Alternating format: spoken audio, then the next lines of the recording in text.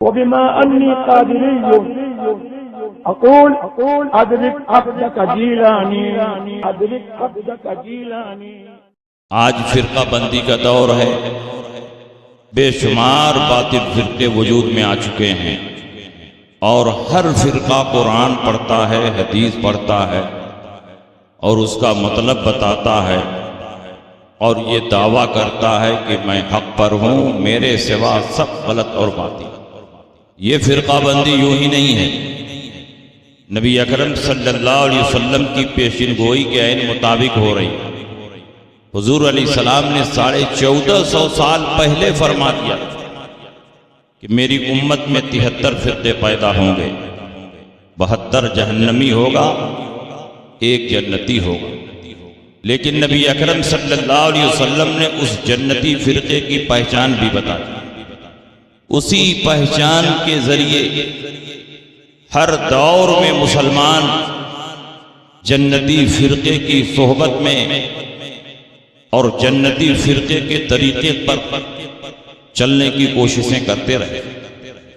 خود قرآن عظیم میں اللہ نے فرمایا وَمَن يُشَاقِقِ الرَّسُولَ مِن بَعْدِ مَا تَبَيَّنَ لَهُ الْهُدَىٰ وَيَتَّبِعْ غَيْرَ سَبِيلِ الْمُؤْمِنِينَ نُوَلِّهِ مَا تَوَلَّىٰ وَنُصْلِهِ جَهَنَّمَ وَسَاءَتْ مَصِيرًا۔ جو نبی کے خلاف کرے ہدایت آ جانے کے بعد اور عام مسلمانوں کے راستے سے ہٹ کر کوئی راستہ چلے، ہم اس کو اس کی راہ پر چھوڑ دیں گے اور اس کو جہنم میں داخل کریں گے، اور جہنم پلٹنے کی کتنی بری جگہ ہے۔ یہ آیت کریمہ اس بات پر روشن دلیل ہے کہ عام مسلمانوں کے راستے پر چلنا حق اور اہل حق کی پہچان ہے، اور عام مسلمانوں کے راستے سے ہٹ کر کوئی نیا راستہ اختیار کرنا یہ گمراہی اور بددینی کی دلیل ہے۔ اسی لیے اللہ کے نبی نے ارشاد فرمایا اتبعوا السواد العظم فإنه من شذ شذ في النار۔ سواد اعظم کی پیروی کرو، بڑے گروہ کی پیروی کرو، بڑی جماعت کی پیروی کرو، جو بڑے گروہ سے کٹا وہ سیدھے جہنم میں پہنچا۔ اللہ کے نبی ارشاد فرماتے ہیں ید اللہ علی الجماعہ، اللہ کی مدد جماعت کے ساتھ ہے، اس لیے جماعت کے ساتھ ہی رہو، جماعت سے ہٹ کر کوئی نیا راستہ اختیار کرنے کی کوشش نہ کرو۔ اور تیسری حدیث میں رسول پاک نے فرمایا ان الشیطان ذیب الانسان کا ذیب الغنم یاخذ الشاذۃ والقاصیۃ والناہیہ فإیاکم والشعاب وعلیکم بالجماعۃ والعامہ۔ شیطان انسانوں کا بھیڑیا ہے، جیسے بکریوں کا بھیڑیا اسی بکری کو نشانہ بناتا ہے، جو بکری ریوڑ سے کٹ کر الگ تھلگ چلتی۔ اس لیے تم لوگ تو فرقہ بازی سے بچو اور جماعت عامہ کی پیروی کرو۔ ایک حدیث میں فرمایا بڑے گروہ کی پیروی کرو، دوسری حدیث میں فرمایا جماعت کے ساتھ رہو، تیسری حدیث میں فرمایا جماعت عامہ کے ساتھ رہو۔ آخر ان تینوں الفاظ سے مراد کیا ہے؟ کون بڑا گروہ ہے؟ جماعت سے کون مراد ہے؟ جماعت عامہ کس کو کہتے ہیں؟ رسول پاک سید عالم صلی اللہ علیہ وسلم کی تینوں حدیثوں کا خلاصہ اور نچوڑ یہ ہے کہ اہل سنت کے ساتھ رہو، اہل سنت کی پیروی کرو، اہل سنت کے عقیدے پر رہو، اہل سنت کے راستے پر چلو۔ اہل سنت کا معنی ہم نے کہاں سے نکالا؟ خود رسول پاک سید عالم صلی اللہ علیہ وسلم کی حدیث سے یہ معنی مستنبط ہے۔ اللہ کے نبی نے ارشاد فرمایا ستفترق امتی علی 73 ملتا کلہم فی النار الا ملتا واحدہ۔ قالوا من ہی یا رسول اللہ؟ قال ما انا علیہ واصحابی۔ میری امت 73 فرقوں میں بٹ جائے گی، 72 فرقہ جہنمی ہوگا، 1 فرقہ جنتی ہوگا۔ صحابہ نے پوچھا وہ کون فرقہ ہوگا جو جنتی ہوگا؟ 73 فرقوں میں جب ایک ہی فرقہ حق پر ہوگا، 73 فرقوں میں جب ایک ہی فرقہ جنتی ہوگا، تو ہم کیسے پہچانیں گے کہ وہ جنتی فرقہ کون ہے؟ اللہ کے نبی نے یہ نہیں فرمایا جو حدیث پر عمل کرے وہ جنتی، جو قرآن پر عمل کرے وہ جنتی ہے، جو تبلیغی نصاب لے کر نگر گھومے وہ جنتی ہے، جو تقویت الایمان کا درس دے وہ جنتی ہے۔ اللہ کے نبی نے بہت شارٹ لفظوں میں فرمایا ما انا علیہ واصحابی، جو میرے طریقے پر ہو اور میرے صحابہ کے طریقے پر ہو وہ جنتی ہے۔ نبی کے طریقے کو سنت کہتے ہیں، صحابہ کو جماعت کہتے ہیں، اور دونوں کو ملاؤ تو اہل سنت و جماعت بنتا ہے۔ پتہ چلا جو اہل سنت و جماعت کے طریقے پر ہوگا وہ جنتی ہوگا، اور جو اہل سنت سے الگ ہوگا وہ جہنمی ہوگا، چاہے وہ اپنا نام اہل قرآن رکھے، چاہے وہ اپنا نام اہل حدیث رکھے، چاہے وہ اپنا نام جماعت اسلامی رکھے، چاہے وہ اپنا نام تبلیغی رکھے، چاہے وہ اپنا نام مودودی رکھے۔ خوبصورت ٹائٹل لگا لینے سے کوئی جماعت حق پر نہیں ہو سکتی ہے۔ حق پر وہی جماعت ہوگی جو نبی کی سنت پر چلے اور صحابہ کے طریقے پر۔ نعرہ تکبیر، اللہ اکبر، رسالت یا رسول اللہ، علماء کرام، حضرت علامہ مفتی شمشاد احمد مصباحی زندہ باد، تکبیر، اللہ اکبر۔ آج کے دور میں کون صحابہ کے طریقے پر چل رہا؟ نبی اکرم صلی اللہ علیہ وسلم نے جنتی فرقے کی پہچان یہ بتائی جو میری سنت پر چلے اور صحابہ کے راستے پر چلے۔ جو صحابہ کا راستہ ہے وہی تو نبی کی سنت۔ صحابہ کا راستہ نبی کے طریقے سے الگ نہیں ہے، صحابہ کا راستہ نبی کے طریقے سے الگ نہیں ہے۔ جو نبی کا طریقہ وہی صحابہ کا طریقہ، جو نبی کی سنت وہی صحابہ کی سنت، جو نبی کا نظریہ وہی صحابہ کا نظریہ، جو نبی نے دنیا کے سامنے تعلیم پیش کی وہی تعلیم صحابہ کی ہے۔ تو نبی کو دو بیان کرنے کی کیا ضرورت تھی؟ نبی ایک ہی بیان کر دیتے جو میری سنت پر چلے وہ جنتی ہے۔ اپنی سنت کے ساتھ ساتھ صحابہ کے طریقے کو کیوں لازم فرما رہے ہیں؟ اس لیے کہ نبی دنیا والوں کو یہ بتانا چاہتے ہیں کہ کچھ لوگ پیدا ہوں گے جو صحابہ کو چھوڑ کر ڈائریکٹ قرآن پر عمل کرنے کا دعویٰ کریں گے، صحابہ کو چھوڑ کر حدیث پر چلنے کا دعویٰ کریں گے، صحابہ کو چھوڑ کر سنت پر چلنے کا دعویٰ کریں گے۔ اور جب درمیان سے صحابہ کو ہٹا دو گے تو نہ قرآن پر عمل ہو سکتا ہے، نہ حدیث پر عمل ہو سکتا ہے، نہ نبی کی سنت پر عمل ہو سکتا ہے۔ اس لیے نبی نے اپنی سنت کے ساتھ صحابہ کے طریقے کو لازم۔ اب آج کے جلسے میں یہی فیصلہ کرنا ہے کہ کون صحابہ کے راستے پر۔ اگر آپ نے یہ سمجھ لیا کہ صحابہ کے راستے پر ہم لوگ ہیں تو آپ کا دل مطمئن ہو جائے گا، آپ کا عقیدہ اور مضبوط ہو جائے گا۔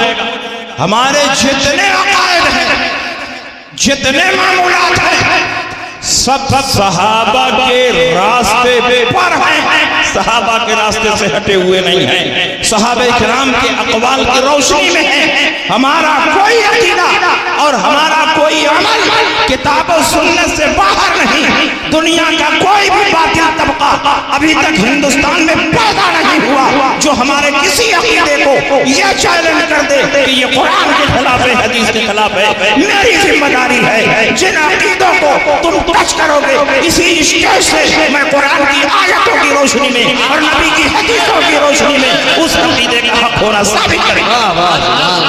نعرہ تکبیر، نعرہ رسالت، تحفظ ایمان کانفرنس زندہ باد، مولانا مفتی شمشاد احمد صاحب قبلہ زندہ باد، نعرہ تکبیر، نعرہ رسالت۔ ہمارا عقیدہ ہے کہ نبی غیب جانتے ہیں، ہمارا عقیدہ ہے کہ نبی غیب جانتے ہیں، اللہ کی عطا سے جانتے ہیں، اللہ کے دینے سے جانتے ہیں، اللہ کے بتانے سے جانتے ہیں۔ ہمارا عقیدہ ہے کہ نبی غیب جانتے ہیں۔ اگر صحابہ کا بھی یہی عقیدہ ہو کہ نبی غیب جانتے ہیں تو ہمارا عقیدہ صحابہ کی عقیدے کے مطابق ہوا کہ نہیں ہوا؟ اور میں چیلنج کرتا ہوں کہ سارے صحابہ کا یہ عقیدہ تھا کہ نبی غیب جانتے ہیں۔ ایک دو نہیں بے شمار حدیثیں موجود ہیں کہ صحابہ کرام نے نبی کے غیب کا اعتراف کیا اور نبی کے غیب کا اعلان کیا۔ ہم بھی نبی کے غیب پر ایمان رکھتے ہیں، صحابہ بھی نبی کے غیب پر ایمان رکھتے تھے۔ آج کچھ لوگ نبی کے غیب کا انکار کرتے ہیں اور وہ کہتے ہیں کہ قرآن میں علم غیب کا عقیدہ نہیں، حدیث میں علم غیب کا عقیدہ نہیں۔ اللہ جانے قرآن پڑھنے اور سمجھنے کی صلاحیت ان میں ہے بھی کہ نہیں ہے؟ قرآن میں یہ عقیدہ موجود، نبی کی حدیثوں میں یہ عقیدہ موجود، پھر بھی یہ ڈھنڈورا پیٹ رکھے ہیں کہ علم غیب کا عقیدہ نہ قرآن میں ہے نہ حدیث میں۔ آپ سنیے ابھی کیسے قرآن میں ہے کیسے حدیث میں۔ قرآن عظیم میں اللہ رب العزت نے دو طرح کی آیتیں پیش کی۔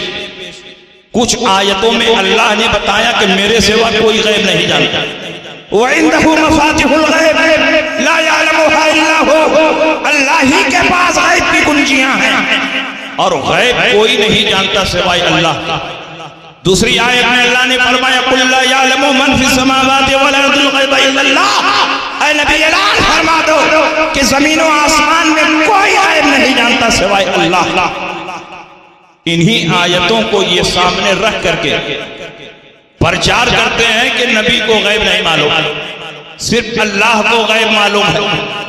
لیکن اسی قرآن میں اللہ نے یہ بھی فرمایا عالم الغیب فلا یظہر علی غیبہ احدا الا من ارتضی من رسول، غیب کا جاننے والا خدا اپنے غیب پر کسی کو مطلع نہیں فرماتا، لیکن جن رسولوں سے راضی ہو جاتا ہے ان کو غیب پر مطلع فرما دیتا ہے۔ بتاؤ ہمارے نبی سے اللہ راضی ہے کہ نہیں ہے؟ جن رسولوں سے راضی ہو جاتا ہے ان کو غیب پر مطلع فرما دیتا ہے۔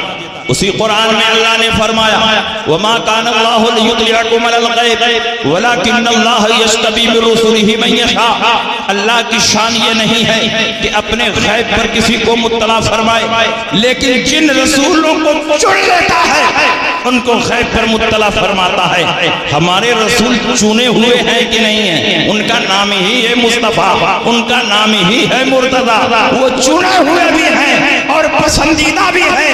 جن رسولوں سے اللہ راضی ہوتا ہے ان کو غیب پر مطلع فرما دیتا ہے، جن رسولوں کو چن لیتا ہے ان کو غیب پر مطلع فرما دیتا ہے۔ اس کا مطلب یہ ہوا کہ اللہ کے رسول ایسے ہیں کہ وہ نبی کے، اللہ کے رسول ایسے ہیں جن کو اللہ اپنے غیب پر مطلع فرماتا ہے۔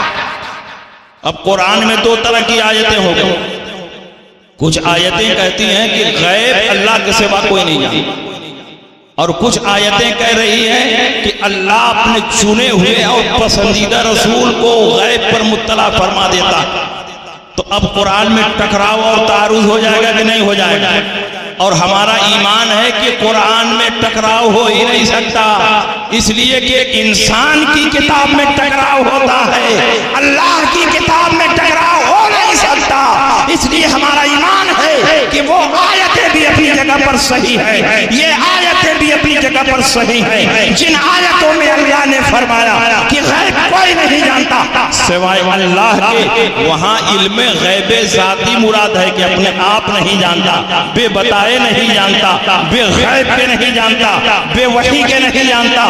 اور جن آیتوں میں فرمایا جا رہا ہے کہ اللہ اپنے چنے ہوئے اور اپنے منتخب رسول کو غیب پر مطلع فرماتا ہے، وہاں معنی یہ ہے کہ اللہ کے بتانے سے، اللہ کی عطا سے، اللہ کے دینے سے، اللہ کے باخبر کرنے سے نبی غیب جانتے ہیں۔ دونوں آیتیں اپنی اپنی جگہ پر منطبق ہو گئی۔ جہاں فرمایا گیا کوئی غیب نہیں جانتا سوائے اللہ کے، وہاں مانا ہے اپنے آپ نہیں جانتا، اور جہاں فرمایا گیا نبی غیب جانتے ہیں وہاں مطلب ہے کہ اللہ کے بتانے سے جانتے ہیں، وحی کے ذریعے جانتے ہیں۔ اور یہی تو ہمارا عقیدہ ہے کہ کوئی نبی اور رسول اپنے آپ نہیں جانتا، اللہ کے بتانے سے۔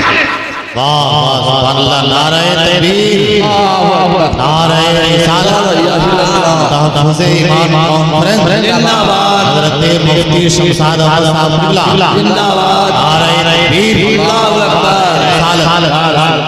اور بات پر یہ بخاری سے دکھائی، بخاری سے دکھائی، بخاری سے دکھائی۔ بخاری شریف کبھی آنکھوں سے دیکھا نہیں ہوگا، اور ہم لوگ الحمدللہ روز بخاری شریف پڑھا رہے ہیں اور کئی سال سے پڑھا رہے ہیں اور کتنے ہزار لوگوں کو پڑھا کر کے فارغ کر دیا۔ لگتا ہے کہ رسول پاک نے فرمایا تھا کہ صرف بخاری کی حدیث ماننا، باقی حدیث نہ ماننا۔ رسول پاک کے زمانے میں بخاری شریف تھی، رسول پاک کے زمانے میں امام بخاری تھے۔ بخاری شریف تو 30ویں صدی ہجری میں لکھی گئی ہے، تو رسول پاک سید عالم صلی اللہ علیہ وسلم نے یہ کہیں نہیں فرمایا کہ صرف بخاری کی حدیث ماننا، باقی حدیث نہ ماننا۔ معیار یہ ہے کہ رسول پاک کی صحیح حدیث میں دکھاؤ، صحیح حدیث بخاری میں اگر ہے تو وہ بھی قابل عمل ہے، اور بخاری کے باہر مسلم میں، ترمذی میں، ابو داؤد میں، نسائی میں، ابن ماجہ میں، کسی اور کتاب میں بھی ہے تو وہ بھی ہمارے لیے حجت اور دلیل ہے۔ یہ کون سی بات ہوئی کہ بخاری میں دیکھا، بخاری میں دیکھا؟ ہم نے امام بخاری کا نہیں کلمہ پڑھا، ہم نے رسول پاک کا کلمہ پڑھا۔ جہاں جہاں رسول پاک کی صحیح حدیث ہوگی وہاں وہاں ہم عمل کریں گے۔ لیکن آپ کو ضد ہے کہ نبی کے علم غیب پر بخاری کی حدیث دکھائی، تو بتائیے کتنی حدیث دکھاؤں؟ ابھی ایک ایک حدیث سناتے ہوئے میں چل رہا ہوں، کیونکہ بہت سارے مسائل پر حدیث پیش کرنا ہے۔ اگر صرف علم غیب ہی پر لمبی تقریر کر دوں تو باقی مسائل پر گفتگو نہیں ہوگی۔ بخاری شریف جلد اول کتاب الصلاۃ باب من رکع دون الصف، بالکل شروع کی حدیث ہے، کتاب الوضو کی حدیث ہے۔ حضرت امام بخاری نے باب باندھا ہے باب من رکع دون الصف، جو صف میں پہنچنے سے پہلے مسجد کے دروازے پر اکیلے رکوع کر کے صف میں جا کر مل جائے اس کی نماز ہوگی کہ نہیں۔ حضرت ابو بکرہ کی حدیث سنیے، آپ ارشاد فرماتے ہیں ان ابی بکرہ انہو انتہا الی النبی صلی اللہ علیہ وسلم ووراکعن قبل ان یصل الی الصف۔ حضرت ابو بکرہ سے مروی ہے مسجد نبوی شریف میں نماز پڑھنے کے لیے گئے، مسجد کے دروازے ہی پر پہنچے تھے اور دیکھا کہ حضور علیہ السلام رکوع میں جا چکے ہیں، صحابہ رکوع میں جا چکے ہیں، مسجد کے دروازے پر رکوع کر لیا، رکوع میں چلتے چلتے صف میں جا کر مل گئے۔ اللہ کے نبی نے جب سلام پھیرا تو ارشاد فرمایا اے ابو بکرہ کھڑے ہو جاؤ۔ ابو بکرہ کھڑے ہو گئے۔ اللہ کے نبی نے فرمایا کیوں تم نے مسجد کے دروازے پر نیت باندھ لیا، کیوں وہیں رکوع میں چلے گئے؟ صف میں پہنچنے کے بعد نیت باندھنا چاہیے۔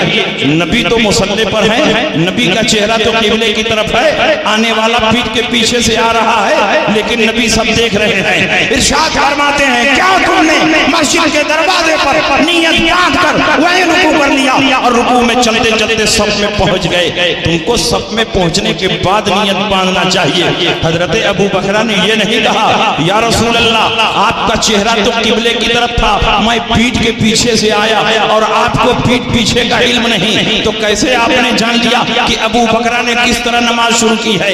اس لیے کہ وہ صحابی تھے، وہابی نہیں تھے۔ ان کا یہ عقیدہ تھا کہ نبی جیسے آگے دیکھتے ہیں ویسے ہی پیچھے دیکھتے ہیں، ویسے ہی دائیں دیکھتے ہیں، ویسے ہی بائیں دیکھتے ہیں۔ پوری کائنات نبی کے نگاہوں کے سامنے ہے، کیونکہ بخاری کی حدیث ہے۔ اللہ کے نبی نے ارشاد فرمایا انکم ترون قبلتی ہا ہونا، تم سمجھتے ہو کہ میرا چہرہ قبلے کی طرف ہوتا ہے، میں تم کو پیٹھ کے پیچھے نہیں دیکھتا ہوں۔ انی لا اراکم وراء ظہری کما اراکم امامی، میں تم کو پیٹھ کے پیچھے ایسے ہی دیکھتا ہوں جیسے آگے دیکھتا ہوں۔ کما لا یخفی علی رکوعکم ولا خشوعکم، تمہارا رکوع بھی مجھ سے چھپا ہوا نہیں، تمہارا خشوع بھی مجھ سے چھپا ہوا نہیں۔ میں وہ پیغمبر ہوں کہ یہیں پر کھڑے کھڑے اپنے حوض کوثر کو دیکھ رہا ہوں۔ آپ حوض کوثر کو دیکھ رہے ہیں کہ نہیں دیکھ رہے ہیں؟ آپ جنت کو دیکھ رہے ہیں، آپ دوزخ کو دیکھ رہے ہیں، آپ پل صراط کو دیکھ رہے ہیں؟ نہیں، وہ سب غائب ہے، اور نبی فرماتے ہیں یہیں پر کھڑے کھڑے میں اپنے حوض کوثر کو دیکھ رہا ہوں۔ واللہ انی لا ارى حوض الان من مقام هذا हाजा, यहीं पर खड़े खड़े अपने हौज़े कौसर को देख रहा हूँ। अल्लाह ने कायनात की हर चीज को मेरे निगाहों के सामने समेट कर दिया है। मैं तमाम चीजों को ऐसे ही देखता हूँ जैसे हाथ की हथेली को देखता हूँ। इन्नल्लाह रफ़अ लिया दुनिया फ़अना अंज़ुरु इलैहा व इला मा हुवा काइनुन फ़ीहा इला यौमिल क़ियामा कअन्नमा अंज़ुरु इला कफ़ी हाज़िही। जो कुछ दुनिया में हो चुका है, जो कुछ क़यामत तक होने वाला है, सबको समेट कर अल्लाह ने मेरे निगाहों के सामने कर दिया है। मैं तमाम चीजों को ऐसे ही देखता हूँ जैसे हाथ की हथेली को देखता हूँ। इसीलिए नबी की शान दुनिया ने देखा। नबी कब्रिस्तान से गुजर रहे हैं, मुर्दों के हालात को देख रहे हैं, किस पर अजाब हो रहा है, किसको सवाब दिया जा रहा है। नबी मक्के में है, मदीने के हालात को देख रहे हैं, मदीने में है, जंगे रूम का मुशाहिदा कर रहे हैं, मिंबर पर है, क़यामत तक के अहवाल को सहाबा के सामने बयान कर रहे हैं। जमीन पर है, आसमान वालों को देख रहे हैं। जब आसमान से गुजरते हैं, जमीन पर चलने वाले इंसानों के दिलों को पढ़ते हैं। आला हजरत फरमाते हैं, सरे अर्श पर है तेरा गुजर, दिले फर्श पर है तेरी नजर। मलकूत मुल्क में कोई शय नहीं वो जो तुझ पे आया नहीं। वो खुदा खुदा का यही है दर, नहीं और कोई मकर मकर जो वहां से हो, यही आके हो, जो यहाँ नहीं तो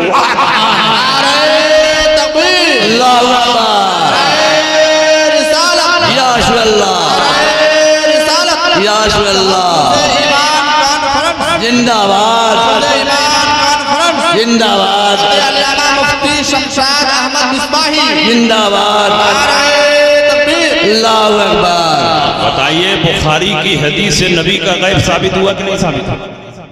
नबी के गैब पर हम भी ईमान रखते हैं, नबी के गैब पर सहाबा भी ईमान रखते थे। हमारा अकीदा सहाबा की अकीदे के मुताबिक हुआ और नबी ने फरमाया जो सहाबा के तरीके पर होगा वही जन्नती है, लिहाजा जन्नती कोई और नहीं, हम अहले सुन्नत हैं जिनकी पहचान इस दौर में मसलक आला हजरत से हो रही है। ये तो नबी के गैब की बात हुई। नबी अकरम सल्लल्लाहु अलैहि वसल्लम पर सहाबा इस हैसियत से भी ईमान रखते थे कि नबी दुनिया में जिसकी शफात करने जन्नत वाजिब, नबी आखिरत में शफात करने जन्नत वाजिब। और ये लोग नबी के गैब के भी मुनकिर हैं और नबी की शफात के भी मुनकिर हैं। अल्लाह बेहतर जाने कि जब नबी की शफात का ये इनकार करते हैं तो आखिरत में कैसे नबी की शफात इनको मिलेगी। जब नबी की शफात पर तुम्हारा ईमान ही नहीं है तो आखिरत में नबी तुम्हारी शफात नहीं करेंगे। नबी फरमाएंगे जब तुम मेरी शफात पर ईमान ही नहीं रखता था तो तू मेरी शफात का मुस्तहिक नहीं। अल्लाह के नबी ने इरशाद फरमाया, शफाती यौमल क़यामत हक़्क़ुन फमन लम युमिन बिहा लम यकुन मिन अहलिहा। जो दुनिया में मेरी शफात पर ईमान नहीं रखता वो आखिरत में मेरी शफात का मुस्तहिक नहीं हो। ये है इनका मामला। और हमारा अकीदा सुभान अल्लाह, हम तो ये ईमान रखते हैं कि नबी दुनिया में शफात करते तो भी जन्नत, नबी आखिरत में शफात करते तो भी जन्नत।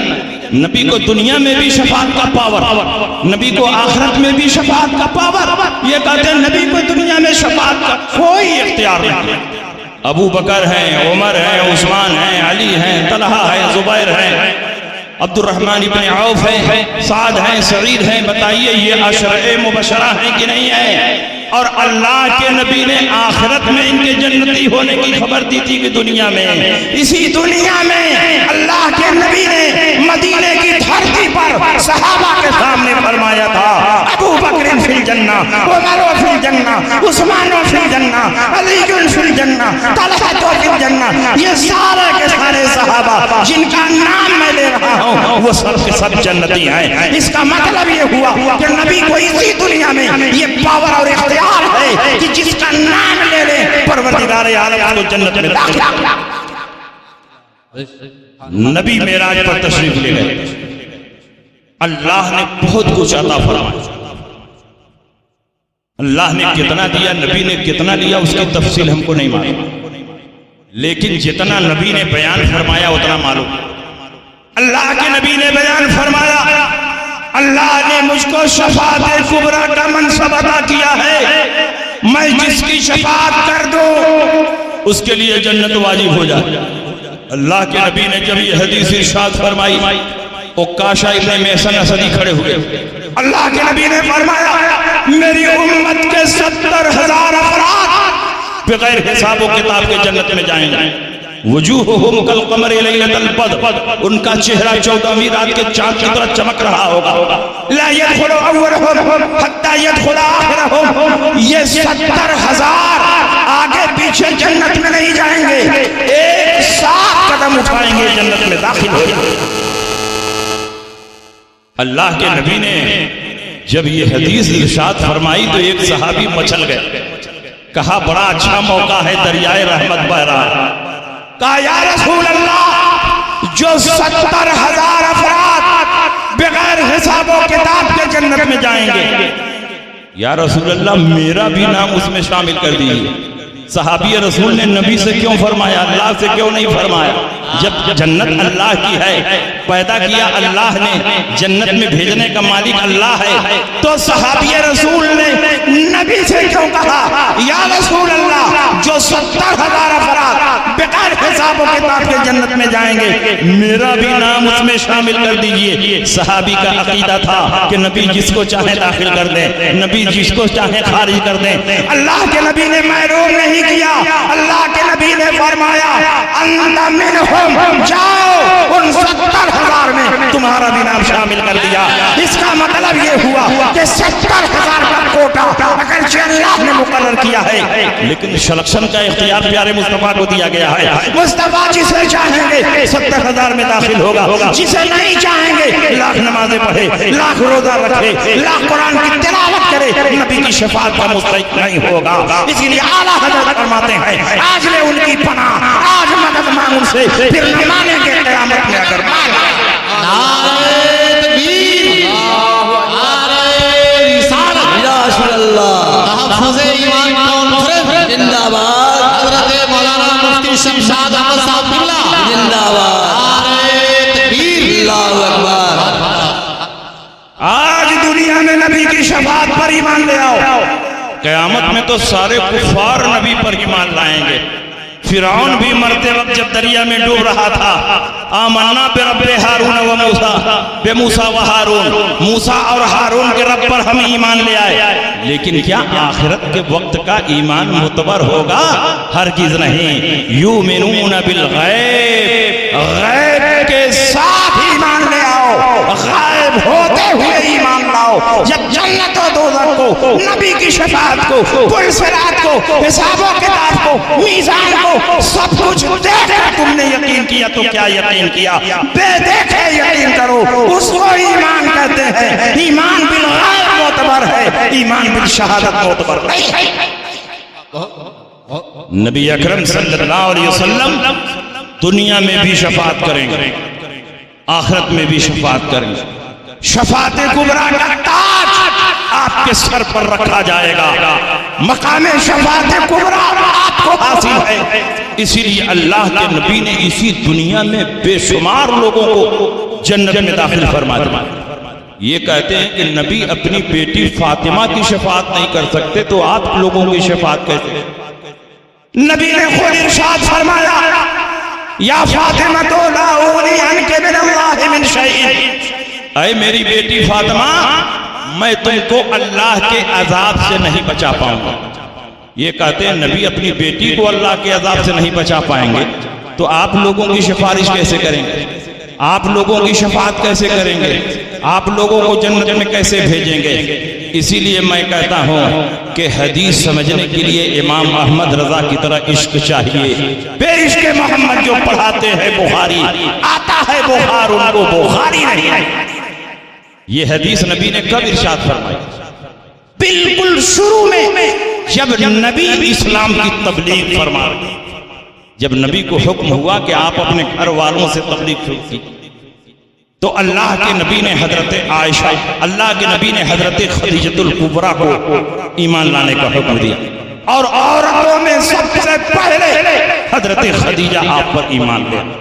اور دوسرے نمبر پر عورتوں میں حضرت میمونہ ایمان لے آئی، بوڑھوں میں سب سے پہلے صدیق اکبر ایمان لے آئے، بچوں میں سب سے پہلے علی مرتضی ایمان لے آئے۔ یہ حدیث نبی نے اس وقت بیان فرمایا ہے جب اپنے گھر سے تبلیغ کا آغاز فرما رہے تھے، اور آپ نے فرمایا جب میں نے اپنی نبوت کا اعلان کر دیا ہے تو اب سارے لوگوں پر ایمان لانا فرض ہو چکا ہے، اب جو مجھ پر ایمان نہیں لائے گا وہ کافر مانا جائے گا، اور اللہ نے کافروں کے لیے جہنم تیار کیا ہے۔ اللہ کے اس اٹل فیصلے کے مقابلے میں تمہاری کوئی مدد نہیں کروں گا، میں کوئی سفارش نہیں کروں گا۔ یہی پیغام آپ نے اپنے گھر والوں کو دیا۔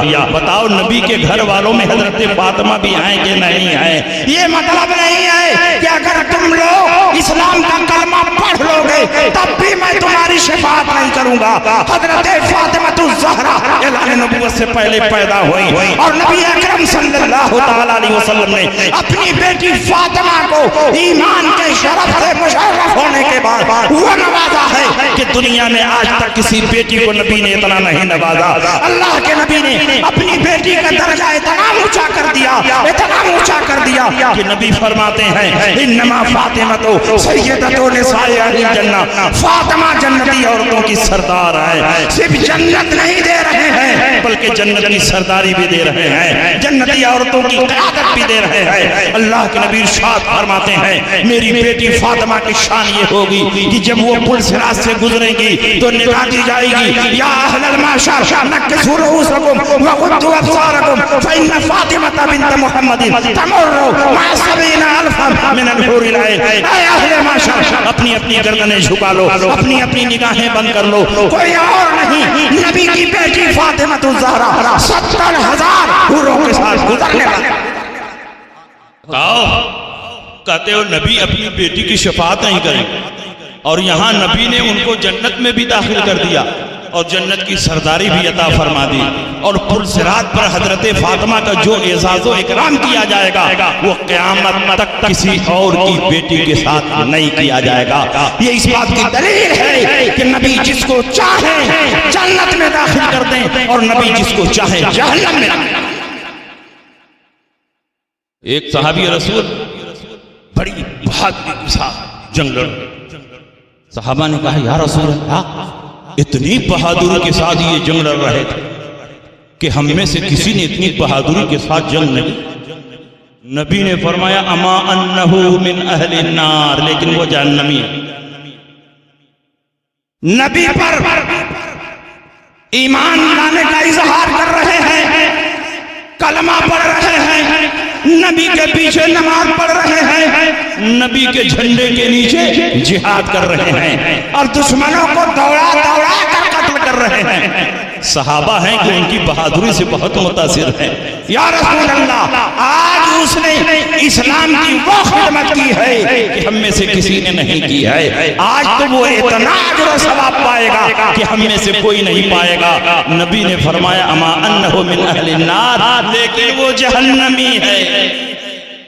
دوسرے دن جب جنگ ہوئی صحابہ نے جو نبی کے غیب پر بڑا مضبوط ایمان رکھتے تھے، نبی اکرم صلی اللہ علیہ وسلم نے فرما دیا کہ جہنمی ہے تو ضرور جہنمی ہو، نبی کی بات غلط نہیں ہو سکتی۔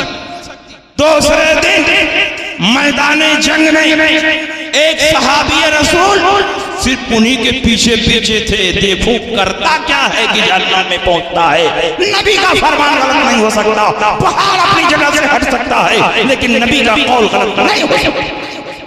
بڑی بہادری کے ساتھ وہ جنگ لڑ رہے تھے، لڑتے لڑتے ایک دم زخمی ہو گئے، خون میں تربتر ہو گئے، اور موت نہیں آ رہی تھی، موت نہیں آ رہی، اور موت میں جلدی کی، بے چینی بے قراری بڑھی، تو تلوار کی نوک نے پیٹ پر رکھا اور دستے کو زمین پر رکھا اور پورے جسم کو تلوار پر ڈال دیا، تلوار نے اس کے پیٹ کو پھاڑ دیا، اس نے خودکشی کر لی اور جہنم میں پہنچ گیا۔ نبی کا قول صادق آیا، نبی نے فرما دیا تھا کہ یہ جہنمی ہے۔ نبی کے دور میں بہت سے کلمہ پڑھنے والے تھے، زبان سے کلمہ پڑھتے تھے، لیکن ان کے دل میں ایمان ہے کہ نہیں یہ بھی نبی جانتے ہیں۔ یہ بھی علم غیب کی دلیل ہے کہ کس کے دل میں ایمان ہے دل میں کفر ہے، کون جنت میں جائے گا، کون جہنم میں جائے گا، یہ ساری تفصیلات میرے نبی کو معلوم ہے۔ بتائیے، تو نبی کے غیب پر ہم ایمان رکھتے ہیں، اس لیے کہ صحابہ بھی نبی کے غیب پر ایمان رکھتے تھے۔ نبی کی شفاعت پر ہم ایمان رکھتے ہیں، اس لیے کہ صحابہ بھی نبی کی شفاعت پر ایمان رکھتے تھے۔ اور نبی اکرم صلی اللہ علیہ وسلم کو اتنا پاور ملا ہے، اتنا پاور ملا ہے کہ نبی جس کو چاہے جنت میں داخل کرے۔ یہ لوگ کہتے ہیں کہ اللہ تعالیٰ جن کے بارے میں اجازت دے گا صرف انہی کی شفاعت کریں گے، وہ بھی آخرت۔ دنیا میں تو شفاعت کا اختیار ہی نہیں، آخرت میں جن کے بارے میں اللہ اجازت دے گا صرف انہی کی شفاعت کریں گے۔ میں کہتا ہوں دنیا ہو کہ آخرت ہو، نبی جس کی چاہیں، جس کو چاہیں جنت میں داخل کریں۔ جب قرآن عظیم کی یہ آیت کریمہ اتری وَلَسَوْفَ يُؤْتِيكَ رَبُّكَ فَتَرْضَىٰ، ان قریب پروردگار عالم آپ کو اتنا عطا فرمائے گا کہ آپ راضی ہو جائیں گے۔ یہ قرآن کی آیت ہے اور یہ بخاری شریف میں موجود ہے۔ اس کے تحت رسول پاک کی یہ حدیث سنیے، رسول پاک فرماتے ہیں اذن لا ارضا وواحد من امتی فی النار، تب تو میں راضی ہی نہیں ہوں گا جب تک میری امت کا ایک فرد جہنم سے نکل کر جنت میں داخل نہ ہو جائے۔ کیا ہی ذوق افزا شفاعت ہے تمہاری، واہ واہ، قرض لیتی ہے گناہ پرہیزگاری، واہ واہ۔ نعرہ تکبیر، اللہ اکبر، یا رسول اللہ، تحفظ ایمان کانفرنس، زندہ باد، علامہ مفتی شمشاد احمد مصباحی، زندہ باد، نعرہ تکبیر، اللہ اکبر۔ نبی کے غیب پر ہم ایمان رکھتے ہیں، اس لیے کہ صحابہ نبی کے غیب پر ایمان رکھتے ہیں۔ نبی کی شفاعت پر ہم ایمان رکھتے ہیں، اس لیے کہ صحابہ نبی کی شفاعت پر ایمان رکھتے تھے۔ اور نبی کے وسیلے سے ہم دعائیں مانگتے ہیں، اس لیے کہ صحابہ بھی نبی کے وسیلے سے دعائیں مانگتے تھے۔ تم تو غیب کا انکار کر رہے ہو، تم تو شفاعت کا انکار کر رہے ہو، تم تو عقیدہ توسل کو شرک بتا رہے ہو، تو تم صحابہ کے راستے پر نہیں ہو، اور جو صحابہ کے راستے پر نہیں ہوگا اللہ کے نبی نے فرما دیا ہے وہ جنتی بھی نہیں ہو سکتا، وہ حق پر بھی نہیں ہو سکتا۔ حق پر چلنے والی جماعت کوئی اور نہیں، ہم اہل سنت ہیں جن کی پہچان مسلک اعلیٰ حضرت سے ہوتی ہے۔ آئیے ترمذی شریف کی ایک حدیث سنیے، ترمذی شریف ابو داود میں یہ حدیث موجود۔ رسول اللہ صلی اللہ علیہ وسلم کی بارگاہ میں ایک صحابی حاضر ہوئے جو نابینا تھے، مادرزاد نابینا۔ پوری دنیا میں کوئی ایسا آئز اسپیشلسٹ ہے جو کسی مادرزاد اندھے کو ٹھیک کر دے؟ پوری دنیا میں یورپ سے لے کر امریکہ تک اور امریکہ سے لے کر افریقہ تک کوئی ایسا ڈاکٹر آپ کو ملے گا کہ مادرزاد اندھے کو وہ ٹھیک کر دے اور وہ دیکھنے لگے؟ لیکن اور نبی کی بارگاہ میں، نبی اکرم صلی اللہ علیہ وسلم کی بارگاہ میں کمی کیا ہے؟ ہاتھ جسم ٹوٹا، غنی کر دیا، موجے بحر سخاوت پہ لاکھوں سلام، نعمتیں بانٹا، جس سمت وہ ذیشان گیا، ساتھ ہی منشی رحمت کا قلمدان۔ صحابی رسول نبی کی خدمت میں حاضر ہوئے، کہا یا رسول اللہ میرے لیے دعا فرما دیں کہ میری آنکھ روشن ہو۔ نبی اکرم صلی اللہ علیہ وسلم نے فرمایا صبر کرو گے تو بہت ثواب۔ صحابی رسول نے کہا یا رسول اللہ جب آپ کا دامن پکڑ لیا ہے تو ثواب کی کیا کمی ہے؟ میں تو چاہتا ہوں میری آنکھ روشن ہو جائے تاکہ آپ کے جمال جہارا کا دیدار کریں۔ نبی نے دیکھا کہ مچل رہا ہے، نبی کسی کو محروم نہیں کرتے۔ نبی نے فرمایا ٹھیک ہے جاؤ، نماز کے بعد تازہ وضو کرو، مسجد کونے میں کھڑے ہو جاؤ، 2 رکعت نماز پڑھو، اور نماز پڑھنے کے بعد میرے وسیلے سے دعا مانگو. اللہم انی اسألک واتوجہ الیک بنبیک محمد النبی الرحمہ انی توجہت بک الی ربی فی حاجتی هذه لتقضی لی اللہم فشفع فیہا. اے اللہ میں تجھ سے مانگتا ہوں, تیری طرف متوجہ ہوں اس نبی کے وسیلے سے جن کو نبی رحمت بنا کر تو نے دنیا میں مبعوث فرمایا ہے. اے میرے پروردگار, نبی کی سفارش کو میرے حق میں قبول فرما لے. گئے تھے تو نابینا تھے, جیسے ہی نبی کے وسیلے سے دعا مانگتے ہیں دونوں آنکھیں روشن ہو جاتی ہیں, دونوں آنکھیں چمکنے لگتی ہیں. گئے تھے تو نابینا, جیسے ہی نبی کو وسیلہ بنایا دونوں آنکھیں روشن ہو گئی. یہ اس بات کی دلیل ہے کہ نبی کو وسیلہ بنانا شرک اور بدعت نہیں بلکہ نبی پر مضبوط ایمان رکھنے کا حصہ. لا ورب العرش, جس کو جو ملا تم سے ملا, بڑھتی ہے کونین میں نعمت رسول اللہ. اللہ نعرہ تکبیر, نعرہ رسالت, یا رسول اللہ ایمان کانفرنس, زندہ باد علماء کرام, زندہ باد علماء کرام, زندہ باد نعرہ تکبیر. اللہ اکبر.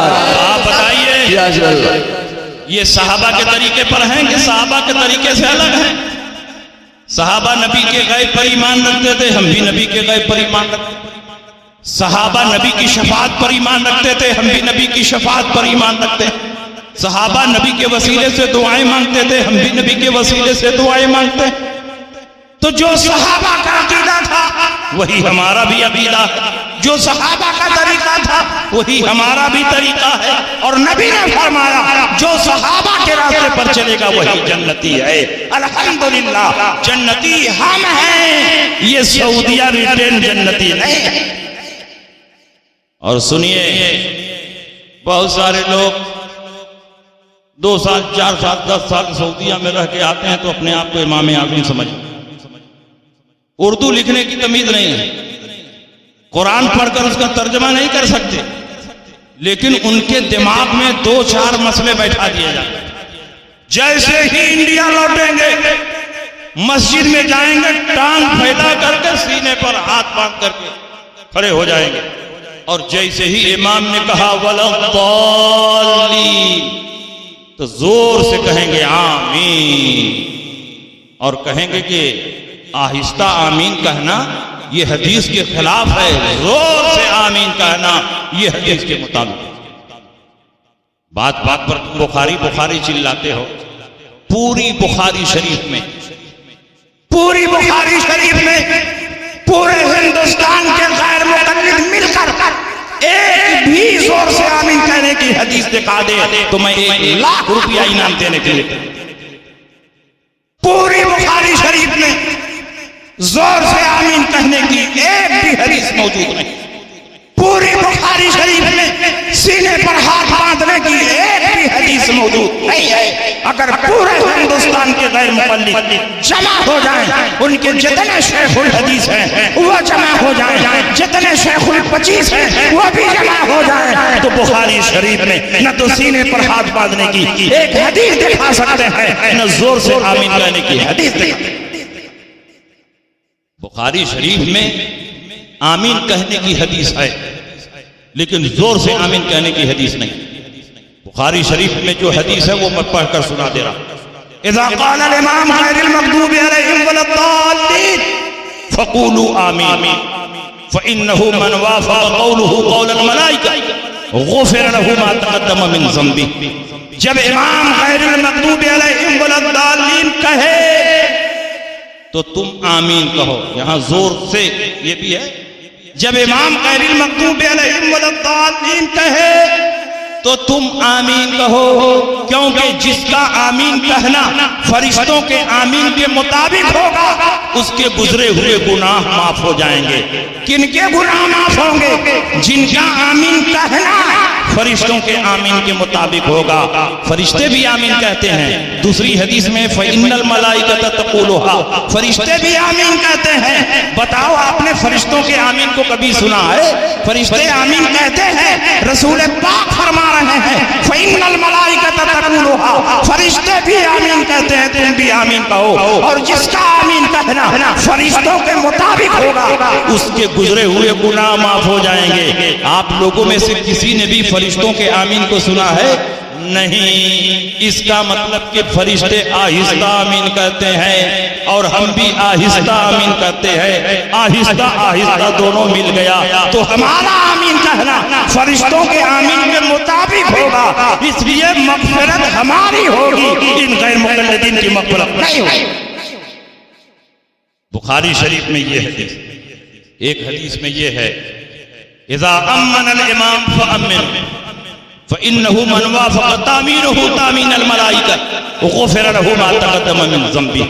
جب امام آمین کہے تو تم بھی آمین کہو، کیونکہ جس کا آمین کہنا فرشتوں کے آمین کے مطابق ہوگا اس کے گزرے ہوئے گناہ معاف ہوگا۔ یہاں بھی یہ نہیں ہے کہ زور سے کہو کہ آہستہ کہو، صرف اتنا ہے کہ جب امام آمین کہے تو تم بھی آمین کہو، صرف آمین کہنے کا حکم ہے۔ اور حضرت عطا ابن ابی رباح بخاری شریف میں فرماتے قال عطا آمین دعاؤں، حضرت عطا نے فرمایا کہ آمین دعا ہے، یہ بخاری کی حدیث ہے، آمین دعا ہے۔ اور قرآن فرماتا ہے ادعوا ربکم تضرعا وخفیا، اپنے رب سے دعا مانگو آہستہ اور گڑ گڑا کر، آمین دعا ہے۔ اور قرآن فرماتا ہے اپنے رب سے دعا مانگو آہستہ اور گڑ گڑا کر، تو آمین بھی آہستہ کہانی چاہیے، یہی قرآن سے ثابت ہو رہا ہے، یہی حدیث سے۔ اس لیے پوری بخاری شریف میں زور سے آمین کہنے کی کوئی بھی حدیث ثابت نہیں، لیکن ایسی حدیثیں ہیں جن سے آہستہ آمین کہنے کا ثبوت ہوتا ہے۔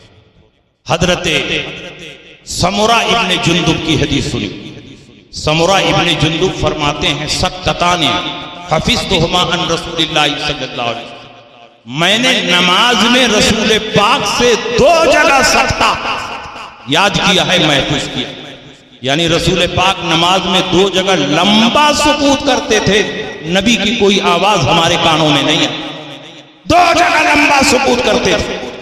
حضرت عمران ابن حسین کھڑے ہوئے اور انہوں نے کہا نبی نماز میں 2 جگہ نہیں صرف 1 جگہ لمبا سکوت کرتے تھے، انہوں نے کہا نہیں 2 جگہ کرتے۔ عمران ابن حسین نے کہا نہیں 1 جگہ کرتے تھے، ہم کو 1 ہی جگہ یاد ہے۔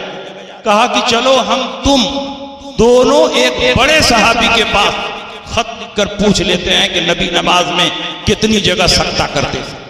تو ان لوگوں نے حضرت ابی ابن کعب جو صحابہ میں سب سے بڑے قاری تھے اور وہی تراویح کی امامت بھی فرماتے تھے، ان کے پاس خط لکھا کہ آپ بتائیے، آپ رسول پاک سے بہت قریب رہے ہیں، رسول پاک نماز میں 2 جگہ سکوت فرماتے تھے کہ 1 جگہ سکوت فرماتے تھے؟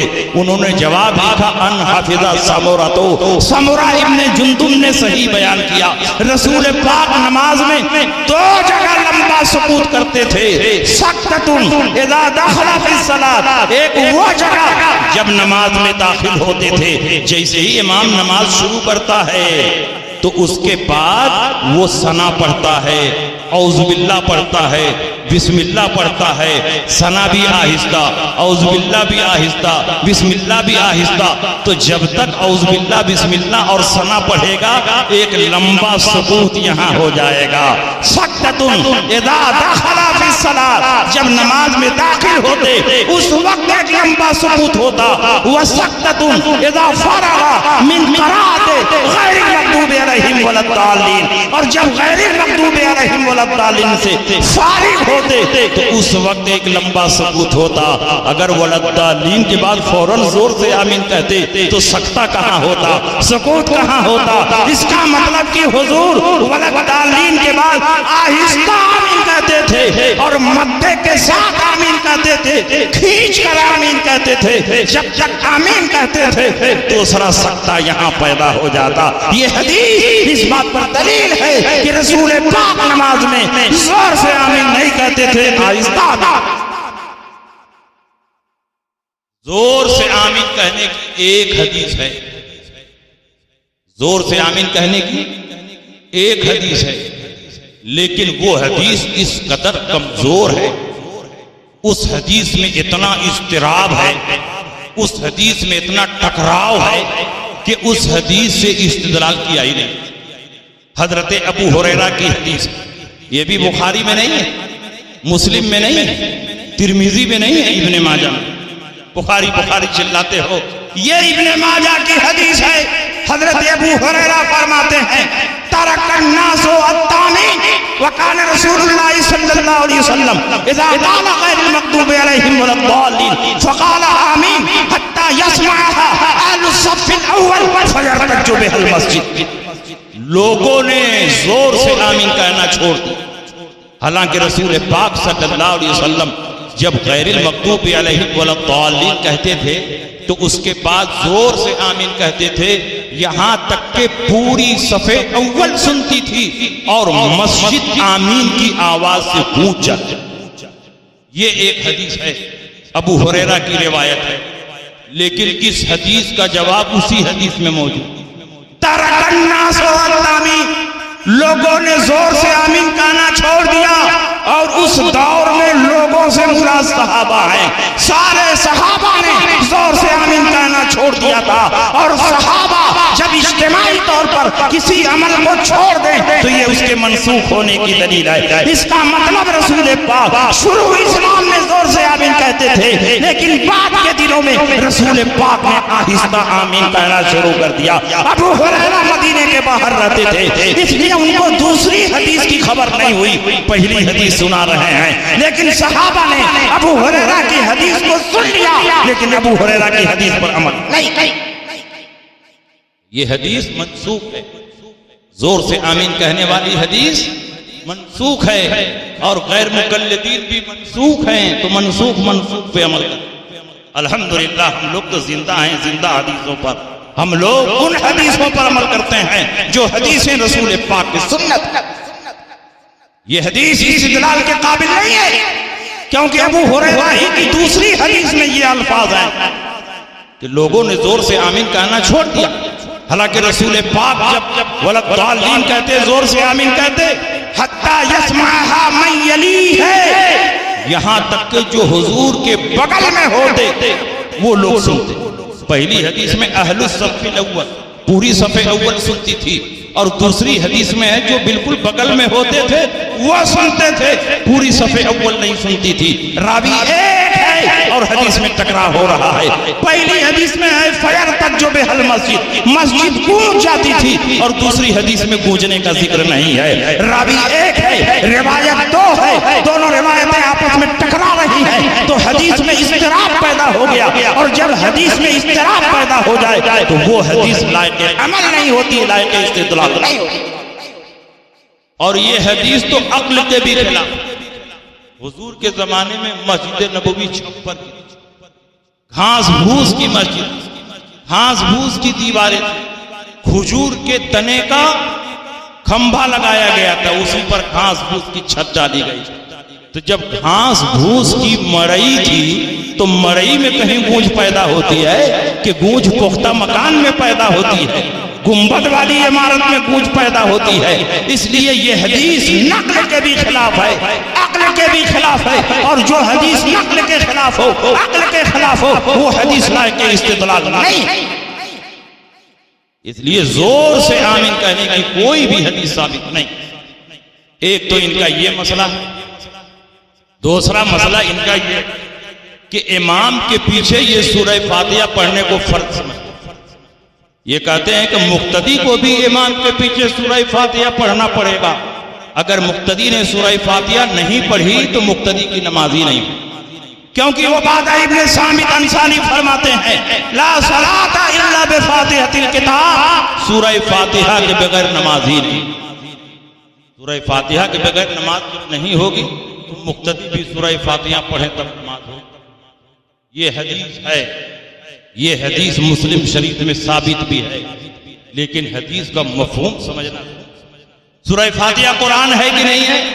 قرآن ہے، قرآن کی پہلی سورہ ہے، اور قرآن میں اللہ فرماتا ہے وَإِذَا قُرِئَ الْقُرْآنُ فَاسْتَمِعُوا لَهُ وَأَنصِتُوا، جب قرآن پڑھا جائے تو غور سے سنو اور چپ۔ جب امام قرآن پڑھ رہا ہے اور سورہ فاتحہ بھی قرآن ہے تو ہمارے لیے حکم کیا ہے؟ فَاسْتَمِعُوا لَهُ وَأَنصِتُوا، غور سے قرآن سنو اور چپ رہو۔ جب تم خود ہی پڑھنے میں لگے رہو گے تو غور سے کہاں سنو گے اور کہاں چپ رہو گے؟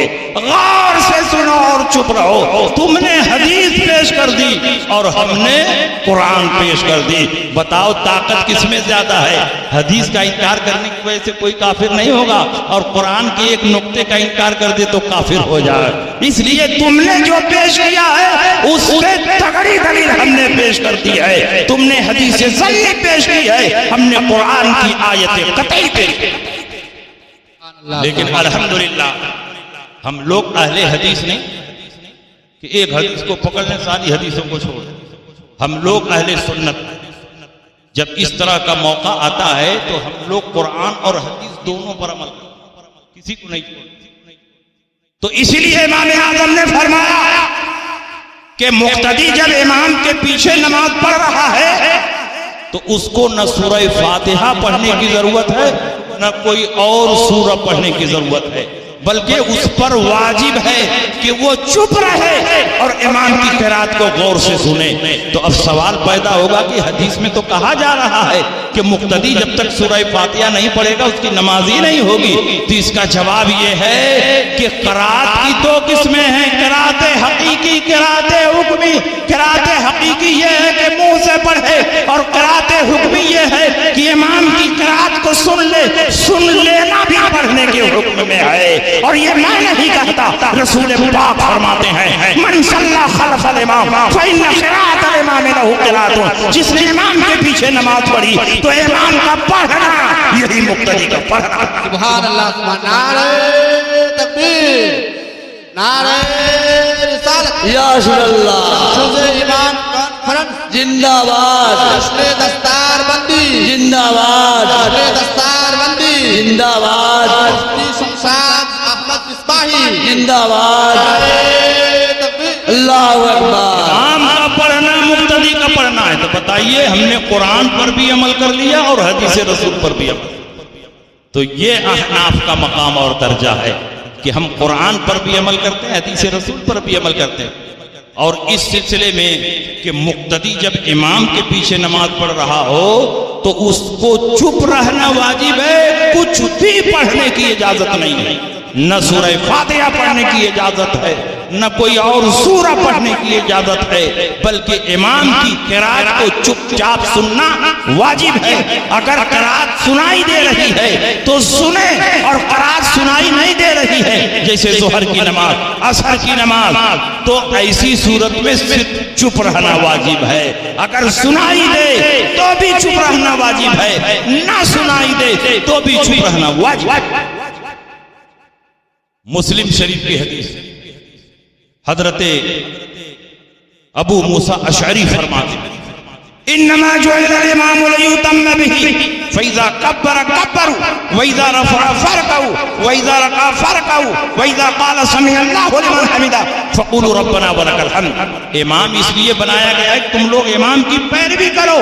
امام جب تکبیر کہے تم بھی تکبیر کہو، امام جب اللہ اکبر کہے تم بھی اللہ اکبر کہو، امام جب رکوع میں جائے تم بھی رکوع میں جاؤ، امام جب سر اٹھائے تم بھی سر اٹھاؤ، جب سمع اللہ لمن حمدہ کہے تو تم ربنا ولک الحمد کہو۔ یہاں تک بخاری اور مسلم کی حدیث ساتھ ساتھ چل رہی ہے، لیکن مسلم شریف میں ایک زائد جملہ بھی ہے وَإِذَا قَرَأَ فَأَنْصِتُوا، لیکن امام جب قرات کرے تو تم قرات نہ کرو بلکہ تم چپ رہو۔ حدیث مل گئی کہ امام کی پیروی مقتدی پر واجب ہے، جب امام تکبیر کہے مقتدی بھی تکبیر کہے، جب وہ رکوع میں جائے مقتدی بھی رکوع میں جائے، جب وہ سجدہ کرے مقتدی بھی سجدہ کرے، لیکن امام جب قرات کرے تو مقتدی قرات نہ کرے بلکہ مقتدی پر واجب ہے کہ وہ چپ رہے اور امام کی قرات کو غور سے سنے۔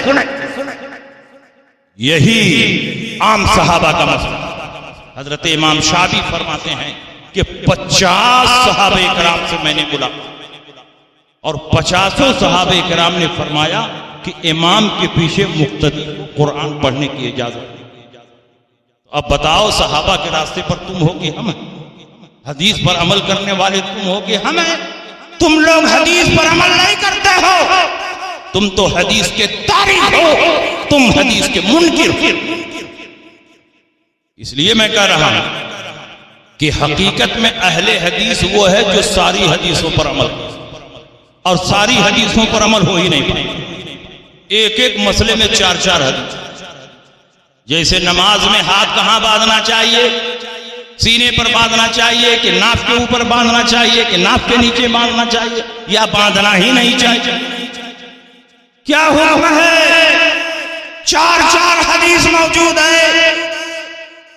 امام کے پیچھے نماز پڑھ رہے ہو یا تنہا نماز پڑھ رہے ہو، تکبیر تحریمہ جب کہو گے تو ہاتھ کہاں تک اٹھاؤ؟ یہاں بھی جھگڑا شروع۔ ایک حدیث کہتی ہے کہ کان کی لو تک ہاتھ اٹھاؤ، دوسری حدیث کہتی ہے کہ مونڈھے تک ہاتھ اٹھاؤ۔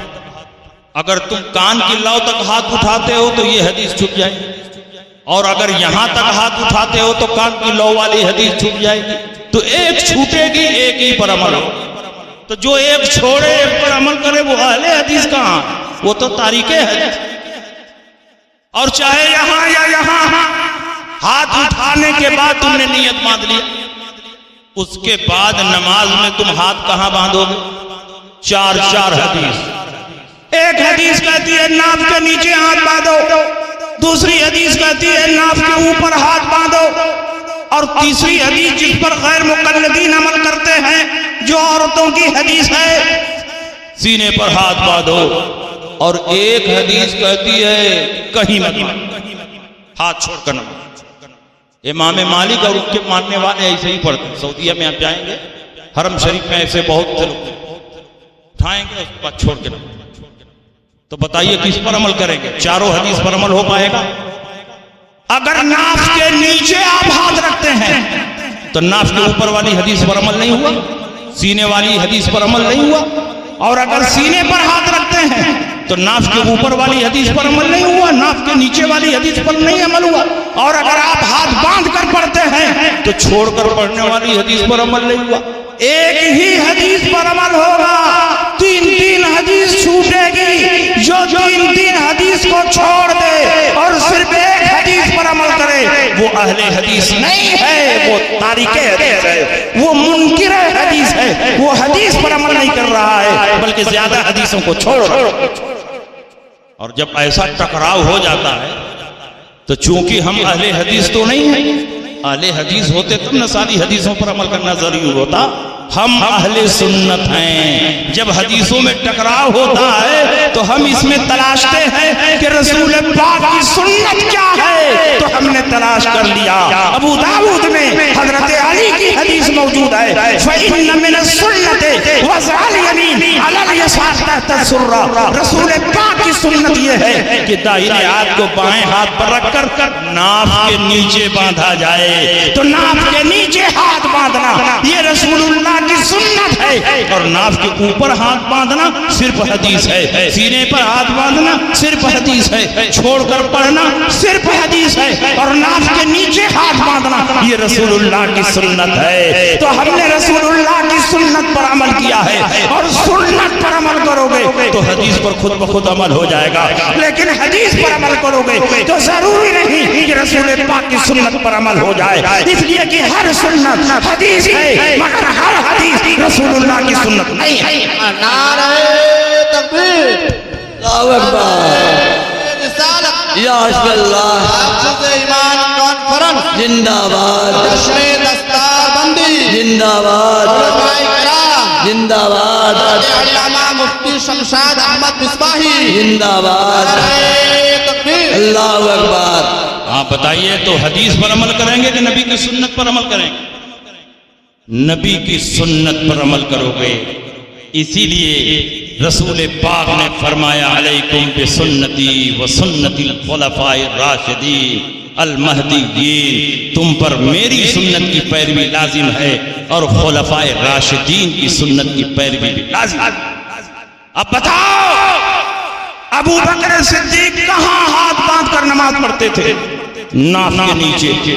حضرت عمر کہاں ہاتھ باندھ کر نماز پڑھتے تھے؟ ناف کے نیچے. حضرت عثمان غنی کہاں ہاتھ باندھتے تھے؟ ناف کے نیچے. حضرت علی کہاں ہاتھ باندھتے تھے؟ ناف کے نیچے. یہ سارے صحابہ ناف کے نیچے ہاتھ باندھ رہے ہیں کیونکہ بار بار انہوں نے رسول پاک کو نماز پڑھتے ہوئے دیکھا ہے. اس لیے ان صحابہ کے سامنے رسول پاک کی نماز ہے اور وہ رسول پاک کی نماز کی طرح نماز پڑھ رہے ہیں. اس کا مطلب یہ ہوا کہ ناف کے نیچے ہاتھ باندھنا یہی رسول اللہ کی سنت. سبحان اللہ. ارے کسی دور میں کوئی عذر اور پریشانی رہی, رسول پاک نے اوپر ہاتھ باندھ لیا ہوگا.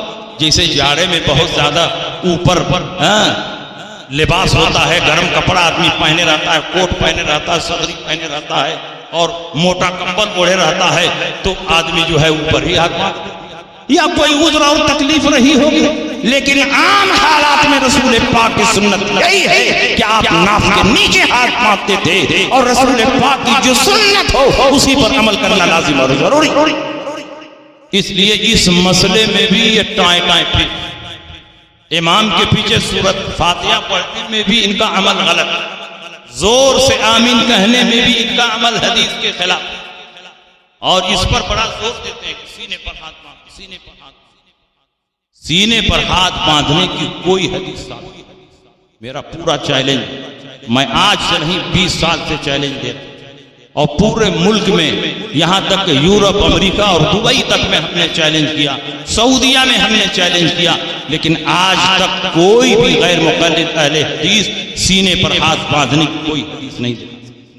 اگر آپ کے علاقے میں کوئی محدث ہو تو کہیں ہم کو حدیث بھی دکھا, سینے پر ہاتھ باندھنے کی کوئی حدیث دکھائے. ہم سے بات پر بخاری کی حدیث کا مطالبہ ہے.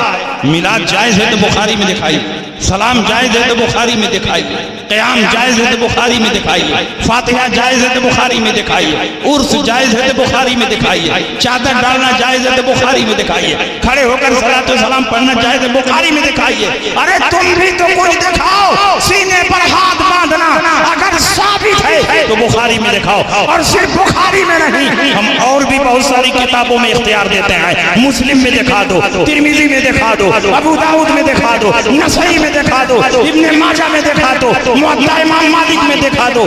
کہاں دکھاؤ گے؟ کہیں بھی سینے پر ہاتھ باندھنے کی کوئی حدیث ثابت نہیں. ایک کتاب میں ثابت ہے, صحیح ابن خزیمہ.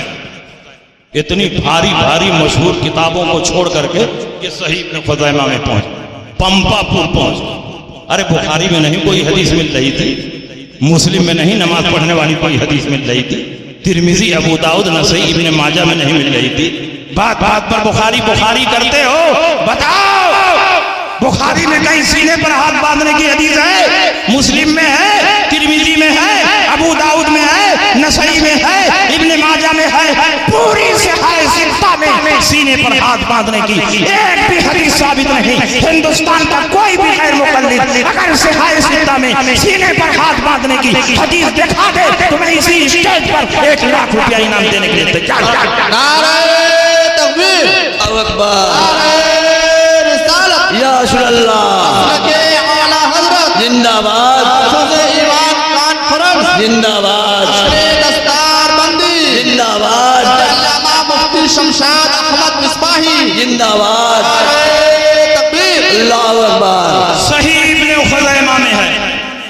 کیا ہے صحیح ابن خزیمہ میں؟ صحیح ابن خزیمہ میں ہے, وائل ابن حجر نے فرمایا, رسول پاک نے فرمایا کہ تمہارے لیے سنت یہ ہے کہ تم سینے پر ہاتھ. کس کو نبی نے فرمایا تمہارے لیے سنت ہے کہ سینے پر ہاتھ باندھو؟ عورتوں کو فرمایا, اور اس کی علت اور وجہ بھی بیان کر دی. فَإِنَّهُ أَسْتَرُ لَهُنَّ, اس لیے کہ سینے پر ہاتھ باندھنا یہ عورتوں کی پردہ پوشی کے لحاظ سے بہت اچھا ہے. عورتوں کے سینے پر کچھ ہے جس کو چھپانے کے لیے یہاں ہاتھ رکھنے کا حکم دیا گیا ہے, لیکن یہ اتنے بڑے مجنوں ہیں کہ کود کر میدان میں آ گئے, چلو ہم بھی اسی پہ عمل کرتے ہیں. ارے تم کیا عمل کر رہے ہو؟ یہ تو عورتوں کے لیے حکم ہے. کیا تم عورت کہ اس حدیث پر عمل کرو گے، اگر عورت ہو تو اس حدیث پر عمل کرو، اگر مرد ہو تو مردوں والی حدیث پر عمل کرو، اور دونوں کے بیچ میں ہو تو جس پر چاہو۔ اس لیے یہ اہل حدیث نہیں چکے ہیں، یہ مسجد میں جائیں گے گریبان کھلا ہوا، آستین اوپر سمیٹے ہوئے، سر پر ٹوپی نہیں ہے، ٹانگ پھیلا کر کے کھڑے ہو جائیں گے۔ ارے بھائی رسول پاک نے نارمل انداز میں کھڑے ہو کر نماز پڑھنے کا، کاندھے سے کاندھا ملا کر کے، یہ کہتے ہیں گھٹنے سے گھٹنا، جب گھٹنے سے گھٹنا ملا ہوگا تو کاندھے سے کاندھا نہیں ملے، اور کاندھے سے کاندھا ملا ہوگا تو گھٹنے سے گھٹنا نہیں ملے، اور گھٹنے سے گھٹنا ملا کر کے پڑھو گے تو الٹ جاؤ گے، پتہ ہی نہیں۔ ٹانگ پھیلا کر کھڑے ہو گئے، میں نے کہا کہ ٹانگ کیوں پھیلا رہے ہو؟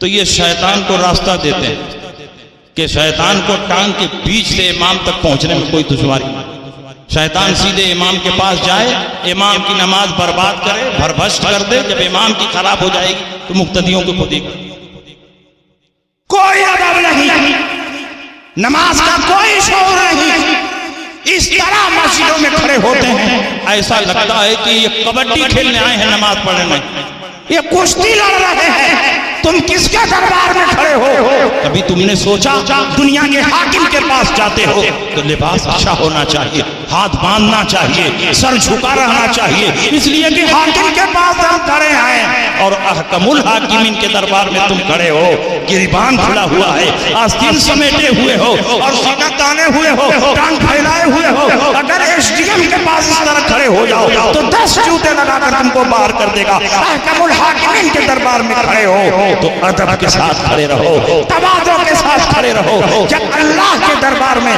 تم کو کھڑے ہونے کی تمیز نہیں ہے تو اللہ کی بارگاہ میں عبادت ہے۔ اس لیے میرے بھائیوں آپ ان کے بہکاوے میں نہ آئیے، ان کے سوال تو بہت ہیں، رات بھر ہم جواب دیتے رہیں گے تو بھی ان کا سوال ختم نہیں، اور آج سے نہیں، ہمارے علماء جب سے یہ پیدا ہوئے ہیں تب سے جواب دے رہے ہیں کتابیں لکھ، پھر بھی ان کا سوال وہیں کا وہیں رہا۔ میلاد کہاں سے ثابت ہے؟ سلام کہاں سے ثابت ہے؟ جلوس نکالنا کہاں سے ثابت ہے؟ حضور علیہ السلام نور ہیں، یہ کس حدیث سے ثابت؟ ارے یہ حدیث تو امام بخاری کے دادا سے ثابت، تم تو خالی امام بخاری تک پہنچے ہو، یہ امام بخاری کے دادا استاد سے ثابت، امام بخاری کے استاد نہیں، دادا استاد ہیں حضرت امام عبد الرزاق، ان کی کتاب کا نام مصنف ہے، مصنف عبد الرزاق میں یہ نور والی حدیث موجود ہے۔ حضرت جابر بن عبداللہ نے پوچھا یا رسول اللہ، اللہ نے تمام چیزوں سے پہلے کس چیز کو پیدا فرمایا؟ تو نبی نے ارشاد فرمایا یا جابر ان اللہ تعالی خلق قبل الاشیاء نور نبیک من نوری، اے جابر بن عبداللہ اللہ نے تمام چیزوں سے پہلے میرے نور کو اپنے نور سے پیدا فرمایا۔ اور اس حدیث کو ایک دو نہیں، سینکڑوں محدثین نے اپنی اپنی کتابوں میں درج، کسی نے یہ نہیں کہا ضعیف ہے ہم اپنی کتاب میں جگہ نہیں دیں گے۔ امام محمد قسطلانی نے مواہب الدنیا میں اس حدیث کو نقل فرمایا، علامہ یوسف نبہانی نے جواہر البحار میں لکھا، شیخ عبدالحق محدث دہلوی جن کی کتابوں کو تم بھی مانتے ہو انہوں نے مدارج النبوہ میں اس حدیث کو لکھا، شاہ ولی اللہ محدث دہلوی جو اسماعیل دہلوی کے دادا ہیں انہوں نے معارج النبوہ میں اس حدیث کو لکھا، علامہ عبد الرحمن جامی نے شواہد النبوہ میں اس حدیث کو لکھا ہے، اور علامہ ابن حجر نے افضل القرآن میں اس کو لکھا ہے، اور دور اخیر کے سب سے بڑے مجدد اور سب سے بڑے محقق اعلیٰ حضرت امام احمد رضا نے فتاوی رضویہ میں اور المرفوض میں اس حدیث کو بیان کیا۔ ہر دور میں جس حدیث کو لوگ بیان کرتے رہے، اپنی کتابوں میں لکھتے رہے، اس کی تخریج کرتے رہے، اگر وہ حدیث ضعیف بھی ہو تو تلقی العلماء بالقبول کی وجہ سے وہ حدیث حسن کے درجے میں ہو جائے۔ جس حدیث کو ہر دور کے علماء تسلیم کریں، بیان کریں، کتابوں میں جگہ دیں، اگر ضعیف بھی ہو تو وہ حدیث حسن کے درجے میں پہنچ جائے۔ مگر یہ اتنے بڑے چال باز ہیں، جیسے داڑھی مارنے والے بنیا ہوتے ہیں ویسے ہی ہے، جب مصنف عبد الرزاق کو چھاپنا ہوا تو کئی سو سال تک مصنف عبد الرزاق میں یہ حدیث چھپتی رہی، لیکن 80 سال پہلے 90 سال پہلے جب سعودیہ میں ان ناپاکوں کی حکومت قائم ہوئی، انہوں نے مصنف عبد الرزاق کو جب چھاپا تو اس حدیث کو نکال کر کے چھاپا تاکہ آگے چل کر کے ہم کہہ سکیں کہ مصنف عبد الرزاق میں یہ حدیث موجود ہے۔ تم کو کیا کسی محدث کی کتاب سے حدیث نکالنا؟ اگر اس کی کتاب کو تم چھاپ رہے ہو اور اس حدیث سے اتفاق نہیں ہے، اس کے نیچے تم حاشیہ لکھ سکتے تھے، نوٹ لکھ سکتے تھے، بحث لکھ سکتے تھے، راویانی حدیث پر کلام کر سکتے تھے، لیکن پوری حدیث کو کتاب سے نکال دینا یہ ان کی بددیانتی ہے۔ انہوں نے سعودیہ سے جب مصنف کے نسخوں کو چھاپا تو حدیث نور کو نکال دیا، لیکن الحمدللہ دبئی کی سرزمین سے مسلک اعلیٰ حضرت کے ماننے والوں نے اسی پرانے نسخے کو حدیث نور کے ساتھ شائع کیا ہے تاکہ یہ وہابی یہ نہ کہہ سکیں کہ پرانے نسخے میں حدیث نور موجود نہیں، بلکہ سنیوں نے جو چھاپا ہے اس میں حدیث نور موجود ہے۔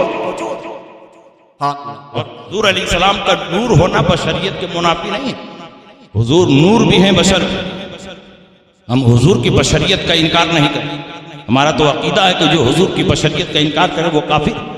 حضور نور بھی ہے بشر بھی ہے، حضور اپنی صفات میں نور ہے اور اپنی ذات میں بشر ہے۔ قرآن میں آپ کے نور ہونے کا اعلان کیا، نبی نے اپنے نور ہونے کا اعلان کیا تو ہم آپ کو نور بھی مانتے ہیں، اور قرآن نے آپ کی بشریت کا اعلان کیا تو ہم آپ کو بشر بھی مانتے ہیں، لیکن اپنے جیسا نہیں، افضل البشر مانتے ہیں، خیر البشر مانتے ہیں، ایسا بشر مانتے ہیں کہ آج تک اللہ نے ایسا بشر نہ پیدا کیا نہ قیامت تک پیدا کرے۔ اللہ کی سرتابہ قدم شان ہے یہ، انسان ہی انسان، وہ انسان ہے یہ۔ قرآن تو ایمان بتاتا ہی نہیں، ایمان یہ کہتا ہے میری جان۔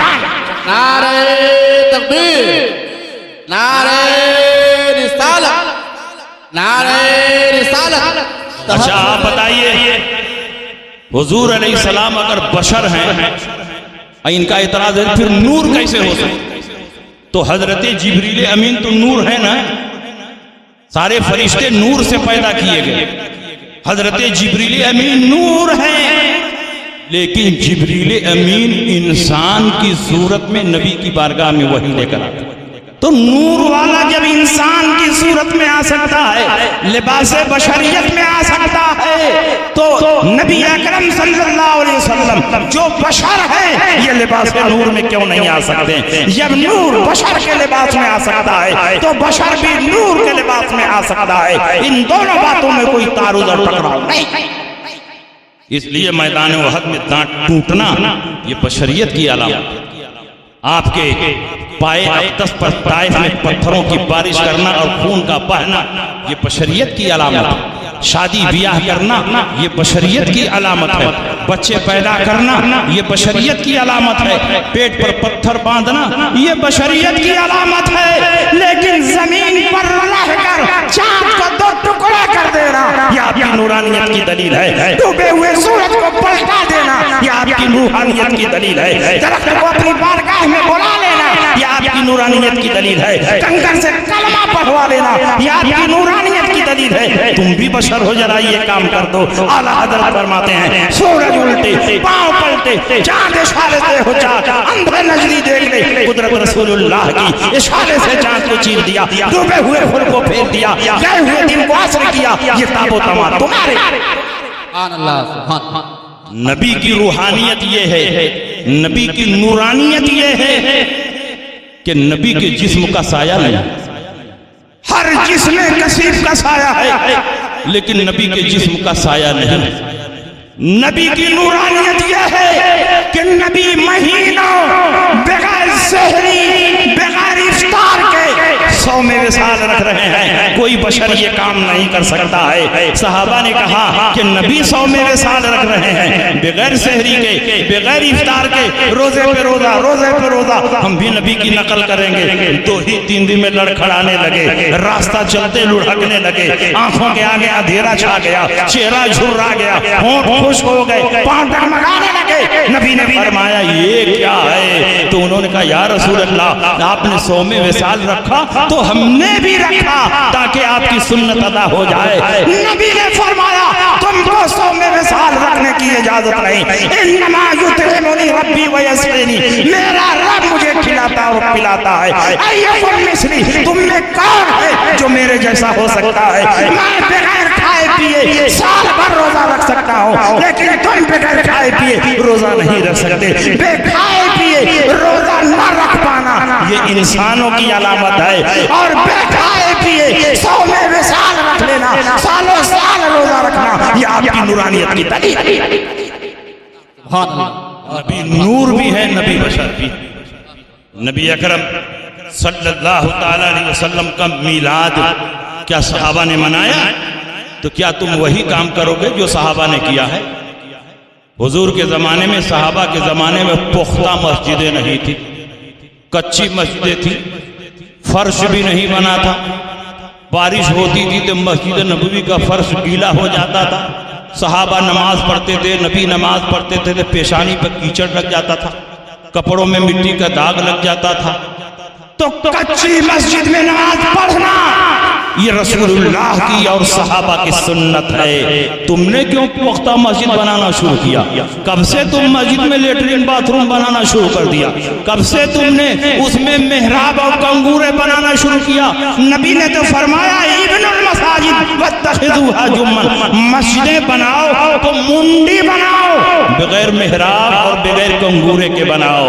لیکن آج دنیا کی ساری مسجدیں محراب اور کنگورے کے ساتھ بن رہی ہیں۔ مسجد پر مینار بنانا اس حدیث کے خلاف ہے، لیکن سب سے بڑے بڑے مینار تو تمہارے ہی نظر آ رہے ہیں۔ یہ بدعت کیوں کر رہے ہو؟ نبی کے زمانے میں کوئی مدرسہ نہیں تھا، لہذا اپنے مدرسے میں تالا لگا دو۔ صحابہ کے زمانے میں کوئی دارالعلوم نہیں تھا، اپنے دارالعلوم میں تالا لگا دو۔ صحابہ کے زمانے میں خلفائے راشدین کا نام خطبے میں نہیں پڑھا جاتا تھا، خطبے میں خلفائے راشدین کا نام بند کر دو۔ صحابہ کرام کے زمانے میں یسن القرآن کی نہیں پڑھایا جاتا تھا، قاعدہ بغدادی نہیں پڑھایا جاتا تھا، اور بخاری شریف کی تعلیم نہیں ہوتی تھی، مسلم کی تعلیم نہیں ہوتی تھی، ششماہی سالانہ امتحان نہیں ہوتا تھا، دستار بندی کا جلسہ نہیں ہوتا تھا۔ تبلیغی جماعت والے جو نگر نگر ڈگر ڈگر نصاب تعلیم لے کر گھوم رہے ہیں، تقویت الایمان لے کر گھوم رہے ہیں، پابندی لگاؤ اس کو، اس لیے کہ صحابہ کے زمانے میں یہ کام نہیں ہو رہا تھا۔ ہم نبی کی محبت میں میلاد کریں تو بدعت ہے، نبی کی تعظیم میں کھڑے ہو کر سلام پڑھیں تو بدعت ہے، اور تم ہزاروں بدعت کر رہے ہو تو تم نبی کی سنت پر چلنے والے ہو۔ جب ان کو بند کر دو گے تب اس کے بعد ہم سے بحث کرو کہ میلاد جائز ہے کہ نہیں جائز ہے، سلام جائز ہے کہ نہیں جائز ہے، قیام جائز ہے کہ نہیں جائز ہے۔ ہزاروں بدعتیں تم کر رہے ہو اور ہم نبی کی محبت میں میلاد پڑھ رہے ہیں تو تم ناجائز و حرام بتا۔ بغیر نیا کام کیے تم کو بھی چھٹکارا نہیں، ہم کو بھی چھٹکارا۔ زمانے اور حالات کے اعتبار سے نئے کام ہوتے۔ بتاؤ مسجد نبوی میں لاؤڈ اسپیکر لگا ہوا ہے، نماز ہو رہی، نبی کے زمانے میں لاؤڈ اسپیکر نماز ہوتی تھی؟ نہیں ہوتی تھی، مکبر کھڑے ہوتے تھے، اور اللہ کے نبی نے جب حجۃ الوداع ادا کیا ہے 1,24,000 سے زیادہ کا مجمع تھا، لیکن مکبرین کی مدد سے نبی کی آواز میدان عرفات میں پہنچی۔ کیا نبی کی سنت کو تم برباد کر رہے ہو؟ ہٹاؤ مسجد نبوی سے مائک، کیونکہ مائک لگانا یہ رسول اللہ کی سنت کے خلاف ہے۔ تو ہزاروں کام تو یہ خود کر رہے ہیں اور کہہ رہے ہیں کہ آپ لوگ نیا کام کر رہے ہیں۔ میلاد کا ثبوت حدیث سے ہے۔ اٹھاؤ مشکات شریف، باب فضائل سید المرسلین۔ میلاد کس کا نام ہے؟ نبی کی پیدائش بیان کرنے کا نام، نبی کی ولادت بیان کرنے کا نام میلاد۔ اور باب فضائل سید المرسلین میں اللہ کے نبی ارشاد فرماتے ہیں انا سید ولد آدم، میں اولاد آدم کا سردار ہوں۔ انا اول من یقرع باب الجنہ، سب سے پہلے میں جنت کا پھاٹک کھٹکھٹاؤں گا اور جس کو چاہوں گا جنت میں داخل کر دوں گا۔ میں دعائے خلیل ہوں، میں بشارت عیسیٰ ہوں، طوفان نوح میں کشتی نوح کا نجات دہندہ ہوں۔ اور اسی کے نیچے حدیث فرماتے ہیں ورویا امی التی رات ہی نہ وضعتنی وقد خرج لها نور اضاء لها منه حضور شام، میں اپنی ماں کا وہ خواب ہوں کہ جب میں پیدا ہو رہا تھا میری ماں نے خواب دیکھا، اس خواب میں ایک روشنی دیکھی، اس روشنی میں شام کے شاہی محلات کو دیکھا۔ جب میں پیدا ہو رہا تھا، جب میں پیدا ہو رہا تھا، یہ کون بیان کر رہا ہے؟ نبی بیان کر رہے ہیں۔ تو میلاد بیان کرنا یہ تو نبی سے ثابت ہے، نبی کی حدیث سے ثابت ہے، اور اس حدیث کو صحابہ نے بیان کیا۔ تو میلاد بیان کرنا یہ صحابہ کرام سے بھی نبی کی پیدائش بیان کرنے کا نام میلاد ہے، اور نبی کی پیدائش کو بیان کرنا یہ تو رسول اللہ کی حدیث سے ثابت ہے۔ اور خود قرآن عظیم میں اللہ نے نبی کی آمد کا اعلان کیا، لقد جاءکم رسول من انفسکم، نبی کی مجیت کا اعلان، قد جاءکم برہان من ربکم، نبی کے آنے کا اعلان ہو رہا، قد جاءکم من اللہ نور و کتاب مبین، نبی کی آمد کا اعلان ہو رہا ہے۔ قرآن میں جگہ جگہ اللہ رب العزت نبی کی آمد کا اعلان فرما رہا ہے، اور عالم ارواح میں خود اللہ نے نبی کی آمد کا اعلان کیا ہے۔ تو نبی کے آنے کا اعلان یہی میلاد ہے، نبی کی پیدائش کا بیان اسی کا نام میلاد ہے۔ تو نفس میلاد تو قرآن اور حدیث سے تھا، اب اس میں تھوڑی سی چینجنگ آ گئی۔ صحابہ کرام مختصر میلاد پڑھتے تھے، اور ہم لوگ ذرا ٹیبل کرسی لگا کر کے میلاد پڑھتے رہے، مائک لگا کر کے میلاد پڑھتے رہے، اور میلاد شروع کرنے سے پہلے قرآن عظیم کی تلاوت ہو جاتی ہے، اس کے بعد کوئی شاعر آتا ہے نبی کی تعریف و توصیف میں نعت پڑھ دیتا، اس کے بعد کوئی خطیب آتا ہے نبی کے فضائل اور مناقب پر تقریریں کر دیتا۔ تو ان میں کون سی ایسی چیز ہے جو ناجائز ہے؟ کیا قرآن کی تلاوت یہ ناجائز ہے؟ کیا نبی کے فضائل و مناقب بیان کر دینا یہ ناجائز ہے؟ کیا اخیر میں کھڑے ہو کر صلاۃ و سلام پڑھ دینا یہ ناجائز ہے؟ ان میں سے کوئی چیز ناجائز نہیں ہے، تو انہی کے مجموعے کا نام میلاد ہے۔ تو میلاد کیوں ناجائز ہے؟ آپ حلوہ بناتے ہیں تو آپ نے آگ جلائی، آگ پر ڈگچی رکھی، ڈگچی میں پانی ڈالا، اس میں گھی ڈالا، تیجپات کا پتا ڈالا، اس میں چینی ڈالا، اس میں سوجی، اور اس کے بعد اس کو آگ پر پکا دیا تو حلوہ تیار ہوا۔ تو ایک صاحب نے کہا نہیں حلوہ ناجائز، حضور کے زمانے میں۔ ارے بھائی کیوں ناجائز؟ آگ پر پکانا یہ ناجائز ہے؟ نہیں۔ اس میں پانی ڈالنا ناجائز ہے؟ کہا نہیں، پانی تو پاک چیز۔ کہا اس میں گھی ڈالنا یہ ناجائز ہے؟ کہا نہیں، گھی اگر پاک ہے تو کوئی حرج نہیں۔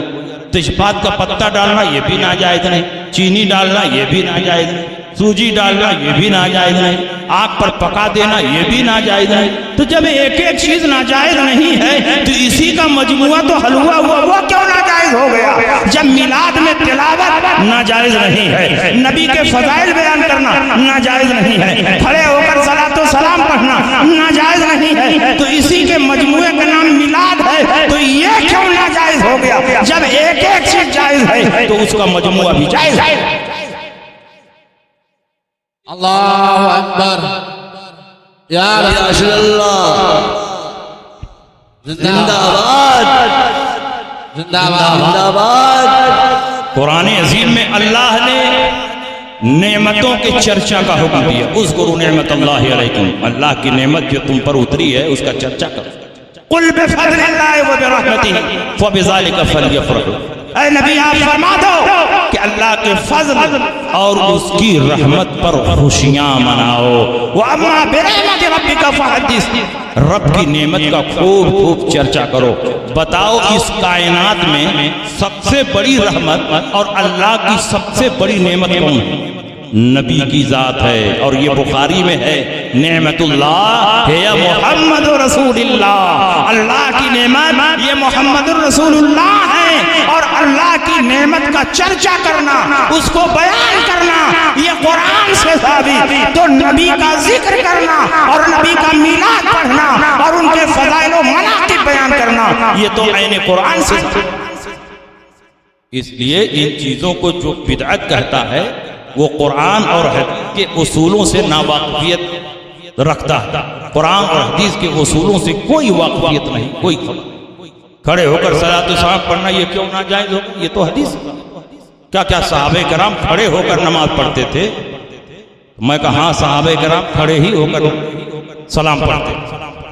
حدیث میں ہے کہ کھڑے ہو کر سلام پڑھتے. حدیث سننا چاہتے ہیں کہ صحابہ کھڑے ہو کر سلام پڑھتے تھے؟ تو اس حدیث کو یاد رکھنا پڑے گا. جب صحابہ کرام طواف کرتے تھے حضور علیہ السلام نے فرمایا جب طواف کرو تو الگ الگ رکن پر الگ الگ دعائیں پڑھو.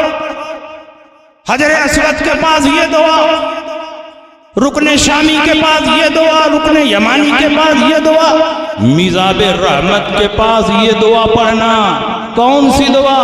اللہم انی اللہم اظلنی تحت ظل عرشک یوم لا ظل الا ظلک ولا باقی الا وجہک واسقنی من حوض نبیک محمد صلی اللہ تعالی علیہ وسلم شربتا ہنیتا لا ازمع بعدها ابدا. اے اللہ اس دن سایہ عطا فرما جس دن کوئی سایہ نہ ہوگا سوائے تیرے عرش کے، کوئی ذات زندہ نہیں بچے گی سوائے تیری ذات کے، اور اپنے نبی محمد صلی اللہ علیہ وسلم کے حوض کوثر سے ایک ایسا جام پلا دے کہ ایک مرتبہ پی لینے کے بعد کبھی پیاس نہ لگے. اس حدیث میں کیا ہے؟ وَاسْقِنِي مِنْ حَوْضِ نَبِيِّكَ مُحَمَّدٍ صلی اللہ تعالی علیہ وسلم. یہ صلی اللہ تعالی علیہ وسلم کیا ہے؟ کوئی بھی مسلمان جب حدیث کے مطابق دعا پڑھے گا تو صلی اللہ علیہ وسلم کو نکال کر نہیں پڑھے گا، صلی اللہ علیہ وسلم کے ساتھ پڑھے گا. اور طواف کرنے والا کھڑے ہو کر خانے کعبہ میں طواف کرتا ہے تو جب میزاب رحمت کے پاس کھڑا ہو کر یہ دعا پڑھے گا، اور اس دعا میں صلی اللہ علیہ وسلم بھی ہے. اور صلی اللہ علیہ وسلم کا کیا مطلب ہے؟ ان نجدیوں سے پوچھو. صلی اللہ علیہ وسلم عربی زبان میں نبی پر درود ہے، نبی پر سلام ہے. جب خانے کعبہ میں کھڑے ہو کر عین حالت طواف میں نبی پر درود و سلام پڑھنا جائز ہے تو جے پور میں بھی کھڑے ہو کر نبی پر صلاۃ و سلام پڑھنا جائز. کہیں اللہ نے اور رسول اللہ نے مانا مطلق حکم دیا گیا نبی پر درود پڑھو، نبی پر سلام پڑھو. قرآن میں اللہ نے فرمایا یا ایھا الذین آمنوا صلوا علیہ وسلم، اے ایمان والو نبی پر درود پڑھو، نبی پر سلام پڑھو. اللہ نے صرف درود اور سلام پڑھنے کا حکم دیا، یہ نہیں فرمایا کہ کھڑے ہو کر پڑھو، یہ نہیں فرمایا کہ بیٹھ کر پڑھو، یہ نہیں فرمایا کہ فلاں درود پڑھنا فلاں درود نہ پڑھنا. مطلق جو درود ہو سکے، جس طرح ہو سکے، جتنی بار ہو سکے، جس وقت ہو سکے، نبی پر درود پڑھو، نبی پر سلام پڑھو. یہی نا مطلق کا فائدہ ہوتا ہے. اگر کھڑے ہو کر درود و سلام پڑھنا ناجائز ہوتا تو اللہ وہیں بیان فرما دیتا نبی پر درود پڑھو، نبی پر سلام پڑھو، مگر کھڑے ہو کر نہ پڑھنا. اللہ نے یہ تو نہیں بیان کیا. جب اللہ نے نہیں بیان کیا تو ملا کیوں بیان کر رہے ہیں؟ اللہ نے تو مطلق رکھا ہے جس طرح تم چاہو نبی پر درود پڑھو، نبی پر سلام پڑھو. اور اگر اللہ نے نہیں منع کیا تو کم سے کم رسول اللہ کو منع کر دینا چاہیے. رسول اللہ بھی نہیں منع کر رہے. اس کی ایک مثال سنو. قرآن میں اللہ فرماتا ہے کلو وشربو، کھاؤ اور پیو. یہاں بھی اللہ نے نہیں بیان کیا کھڑے ہو کر کھاؤ کہ بیٹھ کر کھاؤ. اللہ نے مطلق فرمایا کھاؤ پیو، لیکن نبی فرماتے ہیں کھاؤ تو بیٹھ جاؤ، پیو تو بیٹھ جاؤ. اللہ فرماتا ہے کھاؤ، نبی فرماتے ہیں بیٹھ کر. اللہ فرماتا ہے پیو، نبی فرماتے ہیں بیٹھ کر. تو اب قانون دونوں کو ملا کر بنے گا، قرآن اور حدیث کو ملا کر بنے گا. کھاؤ تو بیٹھ جاؤ، پیو تو بیٹھ جاؤ. لیکن جب درود و سلام کا نمبر آیا تو اللہ نے فرمایا نبی پر درود پڑھو، نبی پر سلام پڑھو. یہاں رسول اللہ بھی نہیں فرما رہے ہیں بیٹھ کر. اس کا مطلب یہ ہوا کہ رسول پاک بھی یہی چاہتے ہیں جس طرح تم سے ہو سکے، جب ہو سکے، جتنا ہو سکے نبی پر درود پڑھو، نبی پر سلام پڑھو. تو جب اللہ و رسول کوئی خاص ٹائم نہیں بتا رہے، کوئی خاص جملہ نہیں بتا رہے، کوئی خاص کیفیت نہیں بتا رہے ہیں، کھڑے ہونے اور بیٹھنے کی قید نہیں لگا رہے ہیں، تو بندہ جس طرح ہو سکے نبی پر درود پڑھے، نبی پر سلام پڑھے. اور سنیے آخری بات، نبی اکرم صلی اللہ تعالی علیہ وسلم کو اگر یہ مقصود ہوتا کہ یہ لوگ کھڑے ہو کر صلاۃ و سلام نہ پڑھیں تو اللہ کے نبی صراحت کے ساتھ بیان فرما دے، کہیں نہیں بیان کریں، بلکہ اللہ کے نبی نے درود و سلام پڑھنے کی ترغیب دی۔ اللہ کے نبی فرماتے ہیں اول الناس بی یوم القیامہ اکثرہم علی صلاۃ، وہ بندہ قیامت میں مجھ سے سب سے زیادہ قریب ہوگا جو کثرت کے ساتھ مجھ پر درود پڑھتا ہے۔ کثرت کب پیدا ہوگی؟ جب کھلی نماز میں درود پڑھیں گے تب پیدا ہوگی۔ کثرت پیدا ہوگی جب فرصت ملے تب درود پڑھیے، اذان سے پہلے درود پڑھیے، اقامت سے پہلے درود پڑھیے، میلاد سے پہلے درود پڑھیے، تقریر سے پہلے درود پڑھیے، دعا مانگنے سے پہلے درود پڑھیے، فاتحہ پڑھنے سے پہلے درود پڑھیے۔ بار بار درود پڑھیں گے تب یہ کثرت پیدا ہوگی۔ نبی فرماتے ہیں وہ بندہ مجھ سے سب سے زیادہ قریب ہوگا قیامت میں جو کثرت سے مجھ پر درود پڑھتا ہے۔ ہم کثرت سے نبی پر درود پڑھتے ہیں، اذان سے پہلے بھی پڑھتے ہیں، اقامت سے پہلے بھی پڑھتے ہیں، دعا سے پہلے بھی پڑھتے ہیں، میلاد سے پہلے بھی پڑھتے ہیں، تقریر میں بھی پڑھتے ہیں، فاتحہ میں بھی پڑھتے ہیں، ہر وقت ہم نبی پر درود پڑھتے ہیں، تو کثرت کے ساتھ ہم درود پڑھتے ہیں، لہذا ہم قیامت میں نبی سے قریب ہوں گے۔ اور تم تو صرف نماز میں درود پڑھتے ہو، کثرت نہیں پیدا ہوتی ہے، اس لیے تم نبی سے دور رہو گے۔ جو کثرت کے ساتھ درود پڑھتے ہیں وہی قیامت میں نبی سے قریب ہوں گے اور وہی نبی کی شفاعت پائیں گے۔ اس لیے میرے بھائیوں اس طرح کے سوالوں کا جواب بارہا دیا ہے، ان کا سب سے زیادہ ٹھوس اور مضبوط جواب یہ ہے کہ کسی چیز کے جائز ہونے کی دلیل نہیں چاہیے، ناجائز ہونے کی دلیل۔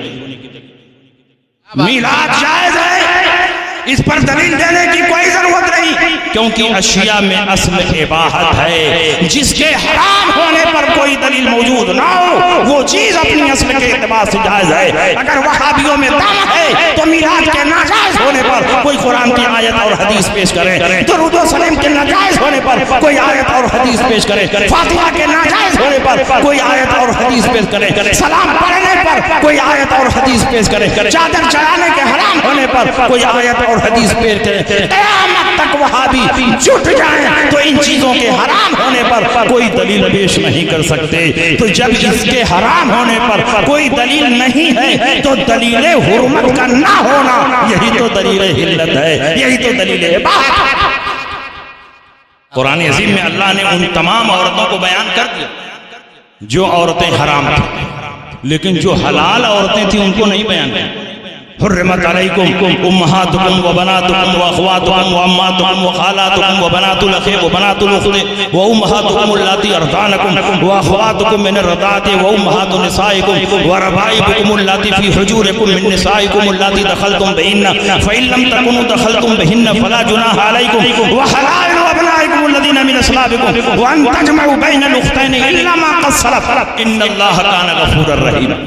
چوتھا پارہ ختم، پانچواں پارہ شروع ہوتا ہے والمحصنات من النساء الا ما ملکت ایمانکم کتاب اللہ علیکم واحل لکم ما وراء ذلک۔ تمہاری مائیں تم پر حرام، تمہاری بیٹیاں تم پر حرام، تمہاری بہنیں تم پر حرام، تمہاری بھانجیاں تم پر حرام، تمہاری رضائی ماں تم پر حرام، تمہاری بہو تم پر حرام، دو بہنوں کو ایک ساتھ نکاح میں لانا حرام، اور تمہاری ربیبہ تم پر حرام اگر اس کی ماں کے ساتھ وطی ہو گئی ہے۔ تو جو جو عورتیں حرام تھی اللہ نے سب کو بیان کر دیا، لیکن جو حلال تھی ان کو نہیں بیان کیا، صرف اتنا فرمایا وَأُحِلَّ لَكُمْ مَا وَرَاءَ ذَلِكُمْ، ان کے سوا جو عورتیں ہیں وہ سب تمہارے لیے حلال ہے۔ اس کا مطلب یہ ہوگا جو حرام ہوگا اس کو بیان کیا جائے گا۔ جو جانور حرام تھے اللہ نے قرآن میں بیان فرما دیا وَأُحِلَّتْ لَكُمْ بَهِيمَةُ الْأَنْعَامِ إِلَّا مَا يُتْلَىٰ عَلَيْكُمْ، سارے جانور تمہارے لیے حلال کیے گئے إِلَّا مَا يُتْلَىٰ عَلَيْكُمْ، لیکن جن جانوروں کی تلاوت کی جا رہی ہے وہ تمہارے اوپر حرام ہے۔ اس کا مطلب ہوگا جو حرام ہوگا اس کی تلاوت کر دی جائے گی، جو حرام ہوگا اس کو بیان کر دیا جائے گا۔ تم کہتے ہو میلاد حرام ہے تو بتاؤ کہاں لکھا ہے میلاد حرام ہے؟ قرآن میں دکھاؤ، حدیث میں دکھاؤ۔ تم کہتے ہو فاتحہ حرام ہے تو کہاں لکھا ہے؟ قرآن میں دکھاؤ، حدیث میں دکھاؤ۔ تم کہتے ہو چادر چڑھانا حرام ہے، قرآن میں دکھاؤ، حدیث میں دکھاؤ۔ تم کہتے ہو میلاد پڑھنا حرام ہے، قرآن میں دکھاؤ، حدیث میں دکھاؤ۔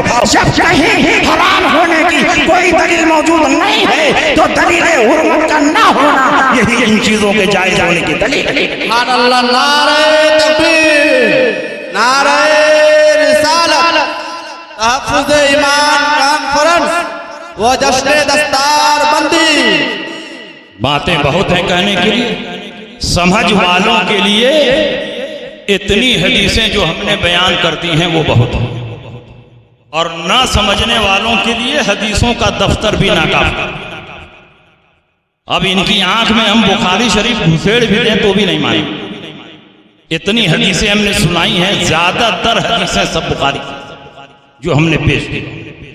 तो जिनके पास ईमान है, ईमान की दौलत है, वो तो एक भी हदीस सुन लेते हैं तो मचल जाते हैं, और जो ईमान की दौलत से महरूम है दिन रात उनको हदीसें सुनाते जाते। क्या अबू जहल नबी की हदीसें नहीं सुनता था? अबू लहब नबी की हदीसें नहीं सुनता था? उतबा शैबा नबी के मोजज़ात कमालात नहीं देखते थे? सब कुछ देखते थे, सुनते थे, लेकिन अल्लाह ने उनके दिलों पर मुहर कर दी थी, इसलिए नबी की कोई बात उनके कानों में नहीं दाखिल होती थी।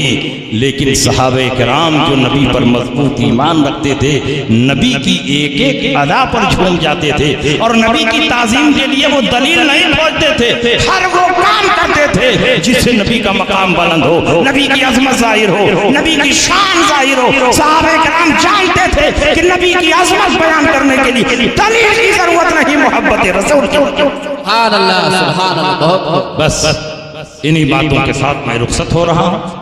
इंशाअल्लाह फिर कोई कंफ्यूजन हो, कोई आपको एतराज हो तो हमारे पास लिख करके आप भेजिए, इंशाअल्लाह मैं लिख करके उसका जवाब आपके पास भेज दूंगा। व आखिर दावाना अनिल हम्दुलिल्लाहि रब्बिल आलमीन व मा अलैना इल्लल बलाग।